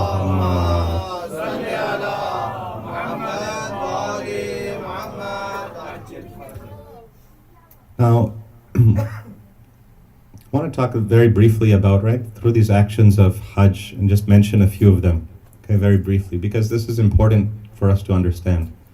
And a lot of times as mu'mineen, we go through these actions and we don't understand the symbolism behind them. And so what is symbolism? Right? Symbolism is when something represents something greater than itself. Okay, so just as a very simple example, when we see the alam of Hazrat Abbas, right, that's a symbol. Right? Now that has the hand on there, which was the hand that was cut of Hazrat Abbas alayhi salam. But we're not just holding a hand, right? We're not just cutting out a picture of a hand and holding the hand in the air, right? We are saying that this hand represents something greater. That is the hand of, right, sacrifice, hand of loyalty, hand of devotion to the Imam, hand of love, right? So that is the symbolism of the hand. Okay. Now, similarly, right, all the actions of the deen also, a lot of them, they are symbols for something greater than this. Okay? When you are in your prayer, right, when you're putting your head on the ground, right, that is symbolizing your humility towards Allah subhanahu wa ta'ala. Right? In what other action, in front of whom does a person put his forehead on the ground? The same ground that people walk on, the same ground that people sit on, the same ground that has mud, that has dirt, right? If you go outside, that has bugs. Right? When does someone take this prized possession of theirs and put it on the ground? Right? It is act of devotion and humility to the Lord of all the worlds. Right? The one who is deserving of sujood. The one who is deserving of sujood. Okay? And we should say that nobody else is deserving of worship, of sujood, except for Allah subhanahu wa ta'ala. Right? That is something that also we need to clarify, that the only being deserving of worship, right, of worship and sujood is Allah subhanahu wa ta'ala. Now that says nothing about love. That says nothing about obedience. That says nothing about respect. Of course, yes, the Ahlul Bayt, our parents, the ulama, of course they're deserving of all of these things and more. But sujood and ibadah, right, that is something else. That is for Allah subhanahu wa ta'ala. Okay, so keep that distinction in mind. Alright, so now symbolism, right? When a person begins Hajj, it begins with this act of ihram, right? Which is that certain things become haram on that person. A few miles outside of Mecca, before he gets into Mecca, he stops, he changes his regular clothes, and like all the other Hujjaj, he wears this white ihram. Right? Very simple clothing that he puts on. Okay, and now he is to remain in the state, okay, until he completes the actions of Hajj. Now, what is this act of changing our clothes? Oh, it's something that we might do every day. You think that, right, ihram is just changing our clothes, right? Well, no. right? Symbolically, the ihram signifies much more, which is that you are taking off, right? You're leaving behind this kind of material realm to enter into the spiritual realm, right? You are giving up something in order to get something else. Okay, you're leaving something behind, right? You're leaving behind this clothing, this thing that can cause you arrogance, and you're coming into simplicity, right? So you are rejecting something. At the same time as you are accepting something, which is the ihram, you're also rejecting your old clothes, right? So in our spirituality, right, this concept of tabarra and tawalla is also that sometimes you have to reject something in order to accept something. In the Holy Kalama, right, we do say La ilaha illallah, right? We start with saying La ilah, which is that there's no Allah, there's no ilah, right? There's no deity, there's nothing in this whole universe that is worthy of worship except for Allah subhanahu wa ta'ala. Anything that you can think of, it is limited in time. Anything you can think of, it's limited in space. Anything you think of, it's limited in power except for Allah subhanahu wa ta'ala. So that's why there is no ilah other than Allah. But first you have to say no. Then you can see where, right, you have to say yes to. This ihram is, right, saying no to something first, right, is taking off these clothes, right, to put on more, right, spiritual clothes to get closer to Allah subhanahu wa ta'ala. So this is ultimately the symbolism of this, is that it is a act of, right, detaching ourselves from this dunya and attaching ourselves to Allah subhanahu wa ta'ala. Every person has certain attachments that they have, whether it is your job, right, it is your status in the center, right, it is your, right, status in the community, right, it is your car, your Tesla, right, whatever car that people drive these days, right, whatever phone that they have these days. I honestly lose track because the numbers change so fast that I'm saying that, you know, I don't even know if it's worth it to keep track anymore now. What does this iPhone do versus the last one? I'm not sure what the exact difference is. I don't think it could be that different, because there's so many of them now, right? But there's a difference, right? There's a difference. But whatever your attachments are, okay, now, when we are trying to live a Tawheedi lifestyle, Tawheedi lifestyle means that we put Allah subhanahu wa ta'ala at the center of everything. Okay, now first of all, the way to get to Tawheed is through, right, the Ahlul Bayt, right? وَابْتَغُ إِلَيْهِ الْوَسِيلَةِ, right? Take a wasila towards Allah subhanahu wa ta'ala. So we need a path, right? Now that path is through the Ahlul Bayt. But if we're trying to get to that destination, as he said, right, in Ihram, we have to give up something, right, and then get something new. Right? Similarly in our lives. And what's the lesson here? This is the lesson I'm getting to. Right? We sometimes have to detach ourselves from certain things in order to allow for the presence of Allah subhanahu wa ta'ala in our lives. Right? This is the concept of zuhud in Islam. Zuhud means, right, simplicity. If we were to put it in one word, the Ahlul Bayt, and one of the things that they taught us is zuhud. What is the benefit of zuhud, you might ask?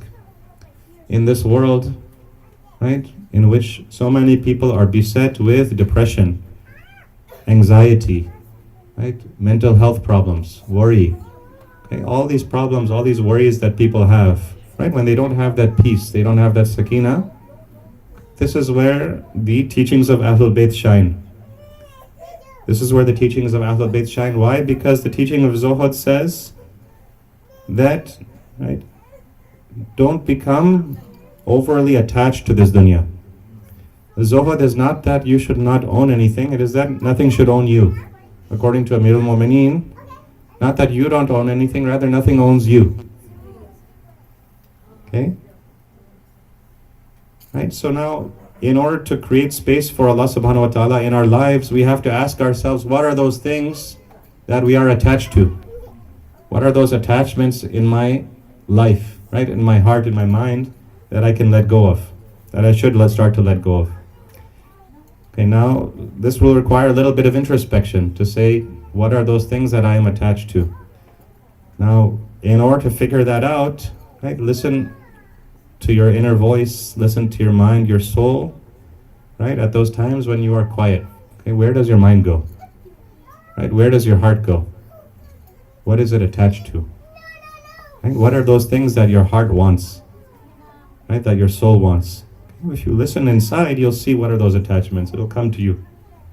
Okay, so those are those attachments that, right, just like the act of ihram is taking something off and putting something better on, right, we have to start to kind of get rid of some of those attachments that have made it very difficult. Right? Why is a mu'min's death going to be easy as opposed to a kafir's death? Right? Because a kafir has so many attachments in this life. When he's leaving, he doesn't want to leave. Right? A mu'min lived in such a way that he had a comfortable life, he had a good life, but he was also ready to leave. Right? Imam Hussein, as he's sitting there, he's accepting that this is the will of Allah subhanahu wa ta'ala. Right? He's not upset about it, he's ready to go. Right? So that zuhad is an act of detaching. And so we've all heard the stories of Amir al-Mu'mineen and Hazrat Fatima Zahra salamullahi alayha.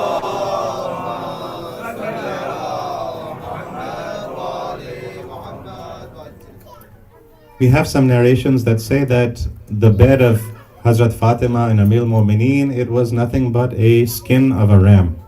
A ram, animal, a ram. Its skin was cut and dried, right, and spread. It was decent sized. And that was the bed of Amir al-Mu'mineen and Hazrat Fatima, and on one side of it they would sleep, and on the other side of that was where Hazrat Fatima would do her housework, where she would grind the flour and make the bread and those kinds of things. This was the life of Ali and Fatima. Or we have narrations that say that, right, a man comes and sees the Prophet of Islam, he sees him laying on the ground. And he's laying on a mat. Now this mat was made out of the leaves of date palms. And in the Middle East they have these date palm trees. Now if you take the leaves of those trees, you can make a nice mat out of them. And you can even buy some of these kinds of things online. But they make them authentically in the Middle East. So they say that according to this narration, a man comes and he sees Rasulullah laying on the ground, right, on a mat like this. And he says that, "Oh Rasulullah, you are our leader." If you look at Caesar, right? If you look at people like Caesar, Julius Caesar, if you look at the emperors of Persia, right, then these people are sleeping, right, in beds made of silk, right, and they have homes made of gold. Right? You're sleeping on the ground on a date palm tree. So what is this, right? What are you trying to teach us, O Prophet? And he says that their tayyibat, right, their goodness have been given to them right away. Right, and my tayyibat have been given to me in the akhirah. Please recite a salawat. Allahumma salli ala Muhammad wa ali. But zuhud is not only, right, this is just to give you an idea. But zuhud is not only to have, right, nothing, obviously. We're not saying that we have to live like Imam Ali and Prophet Muhammad. Of course, like that status is not for me and you. Right, it's not normal for people like you and I to be able to live like that. Right? Prophet Sulaiman was also Zahid. Right? Imam Jafar Sadiq was also Zahid. Right? All of these people, right? When we look at Prophet Sulaiman, we know that he had a kingdom. Right? We know that he possessed great wealth.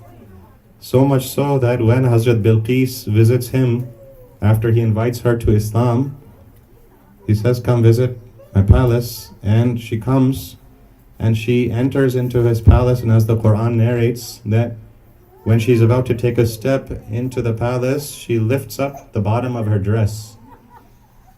And he says, "Why are you doing that?" And she realizes her mistake is that she said, "I thought that this was water, but it's actually made of crystal." Right? And she sees the jalal of Hazrat Sulaiman. Right? And that jalal is very impressive to her. So from that we can see what kind of status Hazrat Sulaiman had, what kind of wealth he had. Now, of course, being a prophet of Islam, he was also Zahid, right? He also had Zuhud. So Zuhud is there's not only one dimension of Zuhud, right? This teaching of Ahlul Bayt right? It is based on, right, how you engage with the circumstances you have. Right? Do you own that thing, or does that thing own you? Do you have an attachment in your heart? Because that attachment one day is going to, right, break your path to the Ahlul Bayt.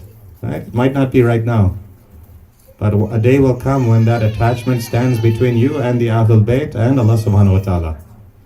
Right? So, just as the Haji is taking off the ihram, is taking off his clothes, putting on the ihram, we also have to look at our attachments in this dunya, right? And try to cut those, right? Or at least weaken those attachments so that we can make space for Allah subhanahu wa ta'ala, as it's narrated that either from Imam Baqir or Imam Sadiq alayhi salatu wassalam,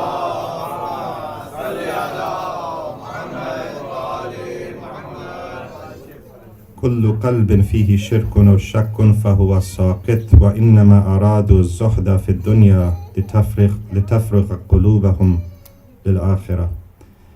That Imam Sadiq says that every heart in which there is shak or which there is shirk, then that heart will fall. Right? And he says that the awliya of Allah subhanahu wa ta'ala, right, they engaged in zuhud litafrugha qulubahum, so that they would have faraghatul qalb, right, so that their qulub would be farigh. Right, so what are we trying to say here again, right? In order to have a farigh qalb, right, to make room for Allah subhanahu wa ta'ala, first you have to get rid of something, right? First you have to push something out. First you have to say la ilaha, then you can say lillah, right? So zuhud is that act of cutting something, right? Taking certain things away, especially in our modern life where we're so busy.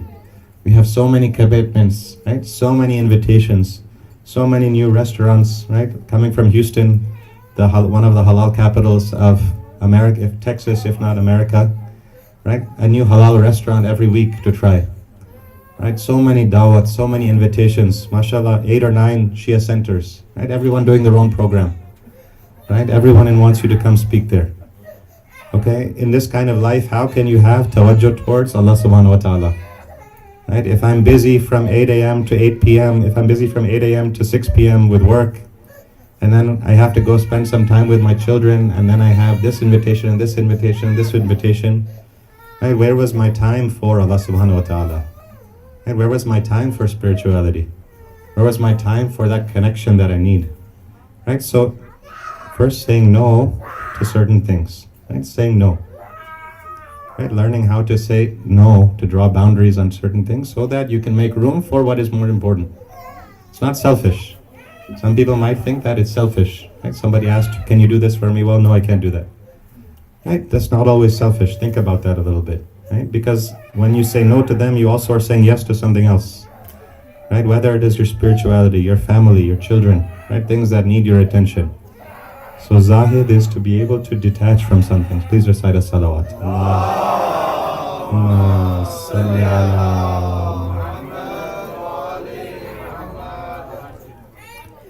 The second thing I'd like to mention, and then zahmati tamam, is that, right, this act of tawaf. What is this act of tawaf? Okay. Now, what is the symbolism of tawaf? Right? You can walk in your neighborhood, right? If you have a block in your neighborhood, you could also go around that block, right, 7 times as well, right? So why is that not, right? Can I just do that? What is the significance of this Kaaba, of this action of tawaf?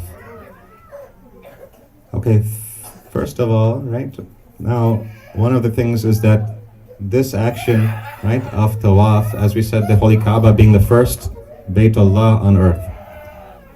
Okay, now this is symbolizing what the malaika do, right, in the samawat, that they circumambulate the throne of Allah subhanahu wa ta'ala. So just as the angels go around the throne of Allah subhanahu wa ta'ala, so we are asked to circumambulate the Kaaba in imitation of them. Okay, but when that person is going around, when he's wearing the same clothes as everyone else, he's saying the same phrase, Labbaik Allahumma labbaik, labbaik la sharika laka labbaik. Right? when he's going around and around looking in the same direction, right? Ultimately, right, that act is an act of, right, complete dedication. Inna salati wa nusuki wa mahyaya wa mamati lillahi rabbil alameen. Right, as the Prophet is told to say that my salat and my worship and my life and my death is all for Allah subhanahu wa ta'ala. Okay, so through that tawaf, right, you are building that, right, complete connection and submission towards Allah subhanahu wa ta'ala. Why? Because in a Tawheedi lifestyle, everything is in fact for Allah subhanahu wa ta'ala. Right? At the end of the day, everything should be for Allah subhanahu wa ta'ala. Right? So through that repeated action, through that commitment, right, we're saying that we're ready to part with everything. Just as that line in Dua Kumail says that, oh Allah subhanahu wa ta'ala, right, make my actions such, make all of the actions of my life such that they be one continuous line towards you. Right? Make them like one set of prayer beats. All these actions in my life, let them be a continuous line towards you, Ya Allah subhanahu wa ta'ala. Right? Putting Allah at the center of our life. Just as we circumambulate the Kaaba, right? That symbolism of putting Allah at the center of our life. Putting the ahkam of Allah subhanahu wa ta'ala, putting the role models of Allah subhanahu wa ta'ala at the center of our life, the Prophet and Ahlul Bayt. Putting the expectations of Allah subhanahu wa ta'ala as our own expectations. Right? Sometimes we get into trouble because the expectations we have are not based on the expectations that Allah has. They're not based on the way that the Ahlul Bayt lived. Right? Sometimes this is where we get into trouble. You say that we expect things to be this way. No, right? Who said that in your marriage, right, everything was going to be easy? Right? Who said that everything would be easy in your married life if you were Muslim and you were mu'min? Right? Did you not read the story of Hazrat Asiya? Right? Is she not one of the 4 greatest women of the world? Is she not married to Fir'aun al-Mal'un? Did he not oppress her? Right? Did he not deny her rights? Right? Was he not the biggest kafir who fought against, right, the Anbiya, the Awliya? Yes, he was. Yet, despite that, this woman, right, is one of the greatest women that we have in history. So that's telling us that, right, sometimes even a mu'min is going to have difficulty in his marriage. Right? Sometimes even a mu'min will have difficulty in their family life. Right? Sometimes even a mu'min may not marry. Did you not read the story of Hazrat Maryam? Right? Who had a child but then had no husband. Is she not one of the greatest women of all the worlds? If she's one of the greatest women of the worlds, then why are you expecting that Allah has to give you a spouse? Inshallah, He will give you a spouse. It's mustahab to get married. Inshallah, you'll have a righteous spouse. But if He doesn't, there was no guarantee of that. Right? Not everyone is going to have one. Okay, so we have to fix our expectations sometimes. Right? Put everything in the perspective that, a Tawheedi perspective that Allah subhanahu wa ta'ala wants to have. Right? And what this does when we engage in this act of tawaf, right? When we put Allah subhanahu wa ta'ala at the center of everything and we make that our niyyah. We say that our niyyah in life is only and only whatever Allah subhanahu wa ta'ala wants for us, right, is what we want. That niyyatul ubudiyah. Right? We want to be abd. Right? There's a difference between abid and abd. Right? Abid is a person who, right, does some ibadah. Right? Abid is a person who, let's say he does prayers every day, he's abid. Right? If you see him worshipping a lot, he's abid, he keeps doing ibadah. Abd is a person where everything is ibadah. Right? There's nothing he does except ibadah. Right? So if we want to be ibadullah, right, which is the maqam of Hazrat Ibrahim and the Ahlul Bayt, right, then ultimately all our actions have to be for Allah subhanahu wa ta'ala. Right? Our niyat have to be for Allah subhanahu wa ta'ala. Okay.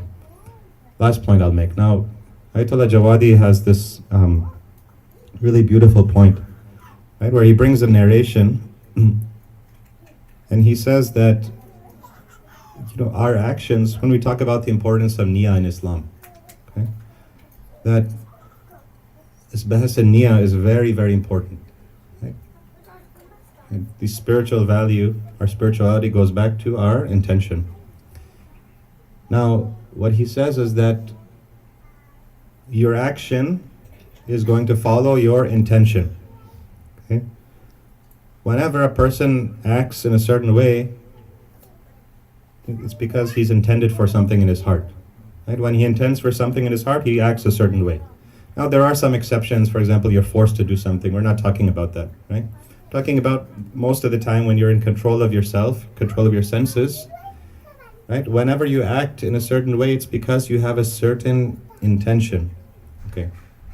Then what he says is that whenever a person is able to perform an action, okay? So I want everyone to pay attention, because this is when the Ahlul Bayt are giving us this, they're also teaching us psychology, right? They're teaching us, right, human psychology, sociology, right, anthropology, all the ulum, right? And this is something that boggles my mind also, is that, right, you can have study after study after study that comes and finally reaches a conclusion, and the Ahlul Bayt said that same thing, right, in a simple form, right, so long ago, if you just accepted that, right? And that is one of the miracles of, right, the Ahlul Bayt, is that if you read their ahadith, right, if you read the narrations from Ahlul Bayt, it's honestly life-changing, right? If you act on how they tell you to act, right, it will change your life. It will change your perspective on everything. Okay, so Ayatollah Jawadi is explaining this narration, and he says that whether you're able to do an action or not, it goes back to your intention. Whether you're able to accomplish this action in your life that you want to do, it goes back to your intention. Not only that, but the quality of your action will also go back to your intention. The quality of that action will go back to the strength of that intention. Now, for example, right, what does that mean? If I truly believe that, right, I have to raise my children a certain way, I have to give them a certain tarbiyah that they deserve, that they need, that is based on the teachings of Ahlul Bayt, and I believe that it is good for them to do that, and I have the firm intention to raise my children that way, then whatever comes, right, high water, right, will come, rain or shine, but I will make sure I give my children that exact tarbiyah. Why? Because I had that niyyah in my heart and it was strong. Right? If I had the niyyah that I'm going to go to the Imam Bara every Thursday night for Dua Kumel, for Majlis, right? Then whatever comes up in life, right? If I know that that's where I need to be, then whatever comes up in life, right? I'm going to find myself there, right? Rain or shine, okay? Now, on the other hand, right? If I don't have that niyyah, right? If I don't have that intention to do this action, right? That's where I'm not going to be able to follow through. Okay, so not only does the action depend on the niyyah, but also the value of the action depends on the niyyah. Whether you get the spirituality of that action depends on the niyyah as well. So this is why the bahas of niyyah is so important in Islam. Okay, that you have to know what is good and then intend that. Okay, now, one of the problems that happens is that living in the West, right, our niyat, our intentions, right, our minds become so corrupted by everything that is around us. Right, there's so much junk and filth, spiritual pollution, right, that we're living in the midst of. Right, from one hand to the other, right, in our workplaces, in our schools, and the public education system. If you look online, right, our children don't have to go very far, right, and not even the very bad stuff. And of course, that is, that's extremely bad. Just the regular stuff, right, the regular social media that children have to consume, that they communicate with, that we ourselves as adults are using to communicate, the language we use to talk to each other. Right, the shows that we consume that put all these polluted ideas in our minds. And so we're living in that environment. Okay, now, in order to, right, purify our niyat, right, to make a good niyyah, right? First, we have to change the spiritual makeup of ourselves, right? Of course, like, we can intend something, but if I'm a bad person, right? If I'm surrounded by pollution and I live in pollution and I'm bad, then I will intend something probably not the best. Or if I intend something good, it will end quickly. Okay, so how does one change that makeup that they have, right? Okay, that is where the connection to the Ahlul Bayt comes in, right? That through that connection, right, to that hablullah, right, that rope of Allah subhanahu wa ta'ala, through that rope, right, we are able to connect ourselves to, right, that spirituality, that heed, that pure ma'rifah, right, that is now, right, what we have to hang on to. That's why this place is so important, right? It might look like a small building, right, but what is happening here is extremely important for your heart. Right? It is extremely important for your soul, right? Because everywhere else your soul is getting corrupted, right? It's corroding, right? There's no dhikr of, right, Allah subhanahu wa ta'ala. There's no dhikr of ihsan, right? There's no dhikr of ukhuwah, of brotherhood, right? There's no dhikr of, right, sakhawat, right? Courage, generosity, right? All these things that, right, when we live in that society, then we live in that faza, we live in that environment, right? And so that has an effect on our soul. Right? Now living here, we don't have that. Right? Living here, we don't have that. Okay? So that's why this place is so important. That is why the Majlis of Imam al-Hussein are so important. Okay?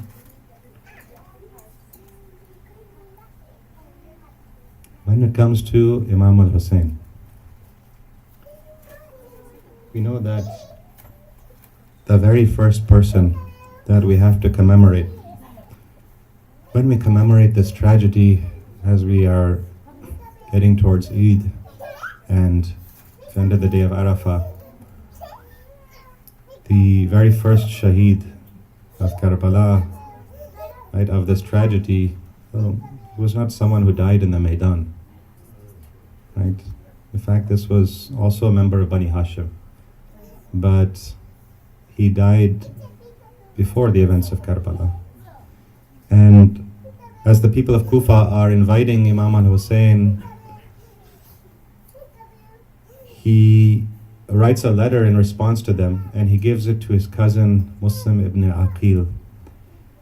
And he says that, "O people of Kufa, I am sending a very trustworthy and ameen person to you. I am sending my own brother to you." Notice Imam Hussein refers to this person as his own brother. And although he was his cousin, he says, "This is my brother, and this is an ameen. If he tells me that you people are ready to support me, then I will come as soon as possible." Muslim ibn Aqil heads towards the city. And as we know, at the time that he arrives in Kufa, he has thousands and thousands of Shi'ayane Ali who are there to receive him and to support him, and who are there to support Imam al-Hussein. But according to our narrations, one of the days at Maghrib prayer, Muslim ibn Aqil is standing leading the Jama'at of the Shia, and these Mal'ooneen, they spread this rumor that Yazid's forces are coming. And so Muslim ibn Aqil, although he starts his Maghrib prayer with thousands and thousands of people behind him, it's narrated that after he finishes his Maghrib prayer, he turns around and he sees just 3 companions left. And when he finishes that, he continues with his Isha prayer, and he turns around and he sees that nobody is left now.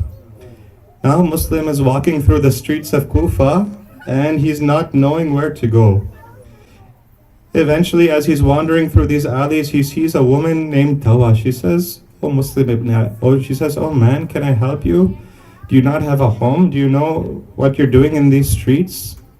Can't you return back to your home?" Muslim ibn Aqil says, "Oh lady, where should a person go who doesn't have a home? Is there a person I can go to?" "Oh lady, I am alone here by myself." She says that, "Oh man, where are you from?" He says, "I am from Medina." She says, "If you're from Medina, which family are you from?" He says, "I am from the Bani Hashim." She takes him into her house. She says, "Come live with me." Oh man. She feeds him, she gives him shelter. Eventually the son of this woman comes home and he sees that the mother is nervous. She says, "Oh mother," he says, "Oh mother, is there somebody hiding in this home?" Eventually, his son Bilal finds Muslim ibn Aqil hiding in the home. Muslim was discovered and he says, "Oh Tawa, don't worry about me. I have seen a dream in which I saw Amir al-Mu'mineen." I saw Amir al-Mu'mineen say, "Hurry up my son, come to me, that time is near." Eventually these soldiers capture Muslim ibn Aqil. Muslim ibn Aqil is taken to Ibn Ziyad. He is asked for a final glass of water.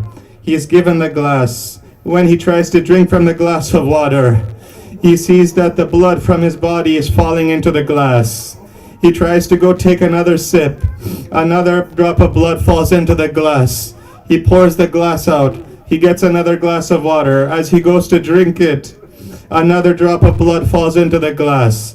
He says, "Oh Mawla, you must not want me to drink from this water. I know what is going to happen to you." Ibn Ziyad says, "You have divided this ummah." Muslim ibn Aqil says, we came to defend the Quran. It is Muawiyah, it is Yazid who has divided this ummah. Ibn Ziyad sends La'an an Amir al-Mu'mineen. He sends La'an an Imam Hussein. Ibn Ziyad orders the guards. He says, "Take this man to the roof." As Muslim ibn Aqil is being led to the roof of Darul Amara, he's saying, "Subhanallah, Subhanallah, Subhanallah." He's making dua. He's saying, "Oh Allah, judge between us and these people of Kufa." He turns his face to Medina one last time before he's thrown off the roof. He says, "Assalamu ala al-Hussein." The guard pushes him off the roof. He kills him. His head falls to the ground. Immediately the Imam knows what has happened to his brother Muslim ibn Aqil. He calls Zainab. He says, "Oh Zainab, bring me the 7-year-old daughter of Hamida. Bring me the 7-year-old daughter of Muslim ibn Aqil. Bring me Hamida." He puts his hand on Hamida's head. He begins caressing her back. She knows something is wrong. She says, "Is my father okay?" We say, "Oh Imam Hussein, there's another girl watching you. There's a girl named Sakina who's watching you." Sakina might be thinking, when a child becomes an orphan, this is how they should be treated. Somebody should caress their head. Somebody should pat them on their back. Somebody should take care of them. But on the day of Ashura, when the voice calls out, "Qad qutila al-Hussein," what will Sakina think? Instead of waiting for someone to take care of her, these earrings are snatched from her ears. She's beaten right and left by the hands of the Maloon. She's hit for remembering our Baba. She goes this way and that way in the Maidan. وَسَيَعْلَمُ الَّذِينَ ظَلَمُوا أَيَّ مُنْقَلِبٍ يَنْقَلِبُونَ إِنَّا لِلَّهِ وَإِنَّا إِلَيْهِ رَاجِعُونَ. Ya Allah, bihaqqi Muhammad wa ali Muhammad. We ask you by the right of bihaqqi Muhammad wa ali Muhammad that you bless this masjid, this Imam Bara. You bless the lives of all the mu'mineen and mu'minat who reside here. All those mu'mineen and mu'minat who are having difficulty in their rizq, in their jobs, in their financial situation, that you give them from your rizqul wasi'ah. Ya Allah, we ask you, all those mu'mineen and mu'minat who are struggling in their families, who have difficulties with their parents, with their in-laws, their brothers, their sisters, their children, that you put love and mercy in their hearts and you resolve their difficulties. Bihaqqi Muhammad wa ali Muhammad. والآخر دعوانا أن الحمد لله رب العالمين. Mu'tameh Hussein.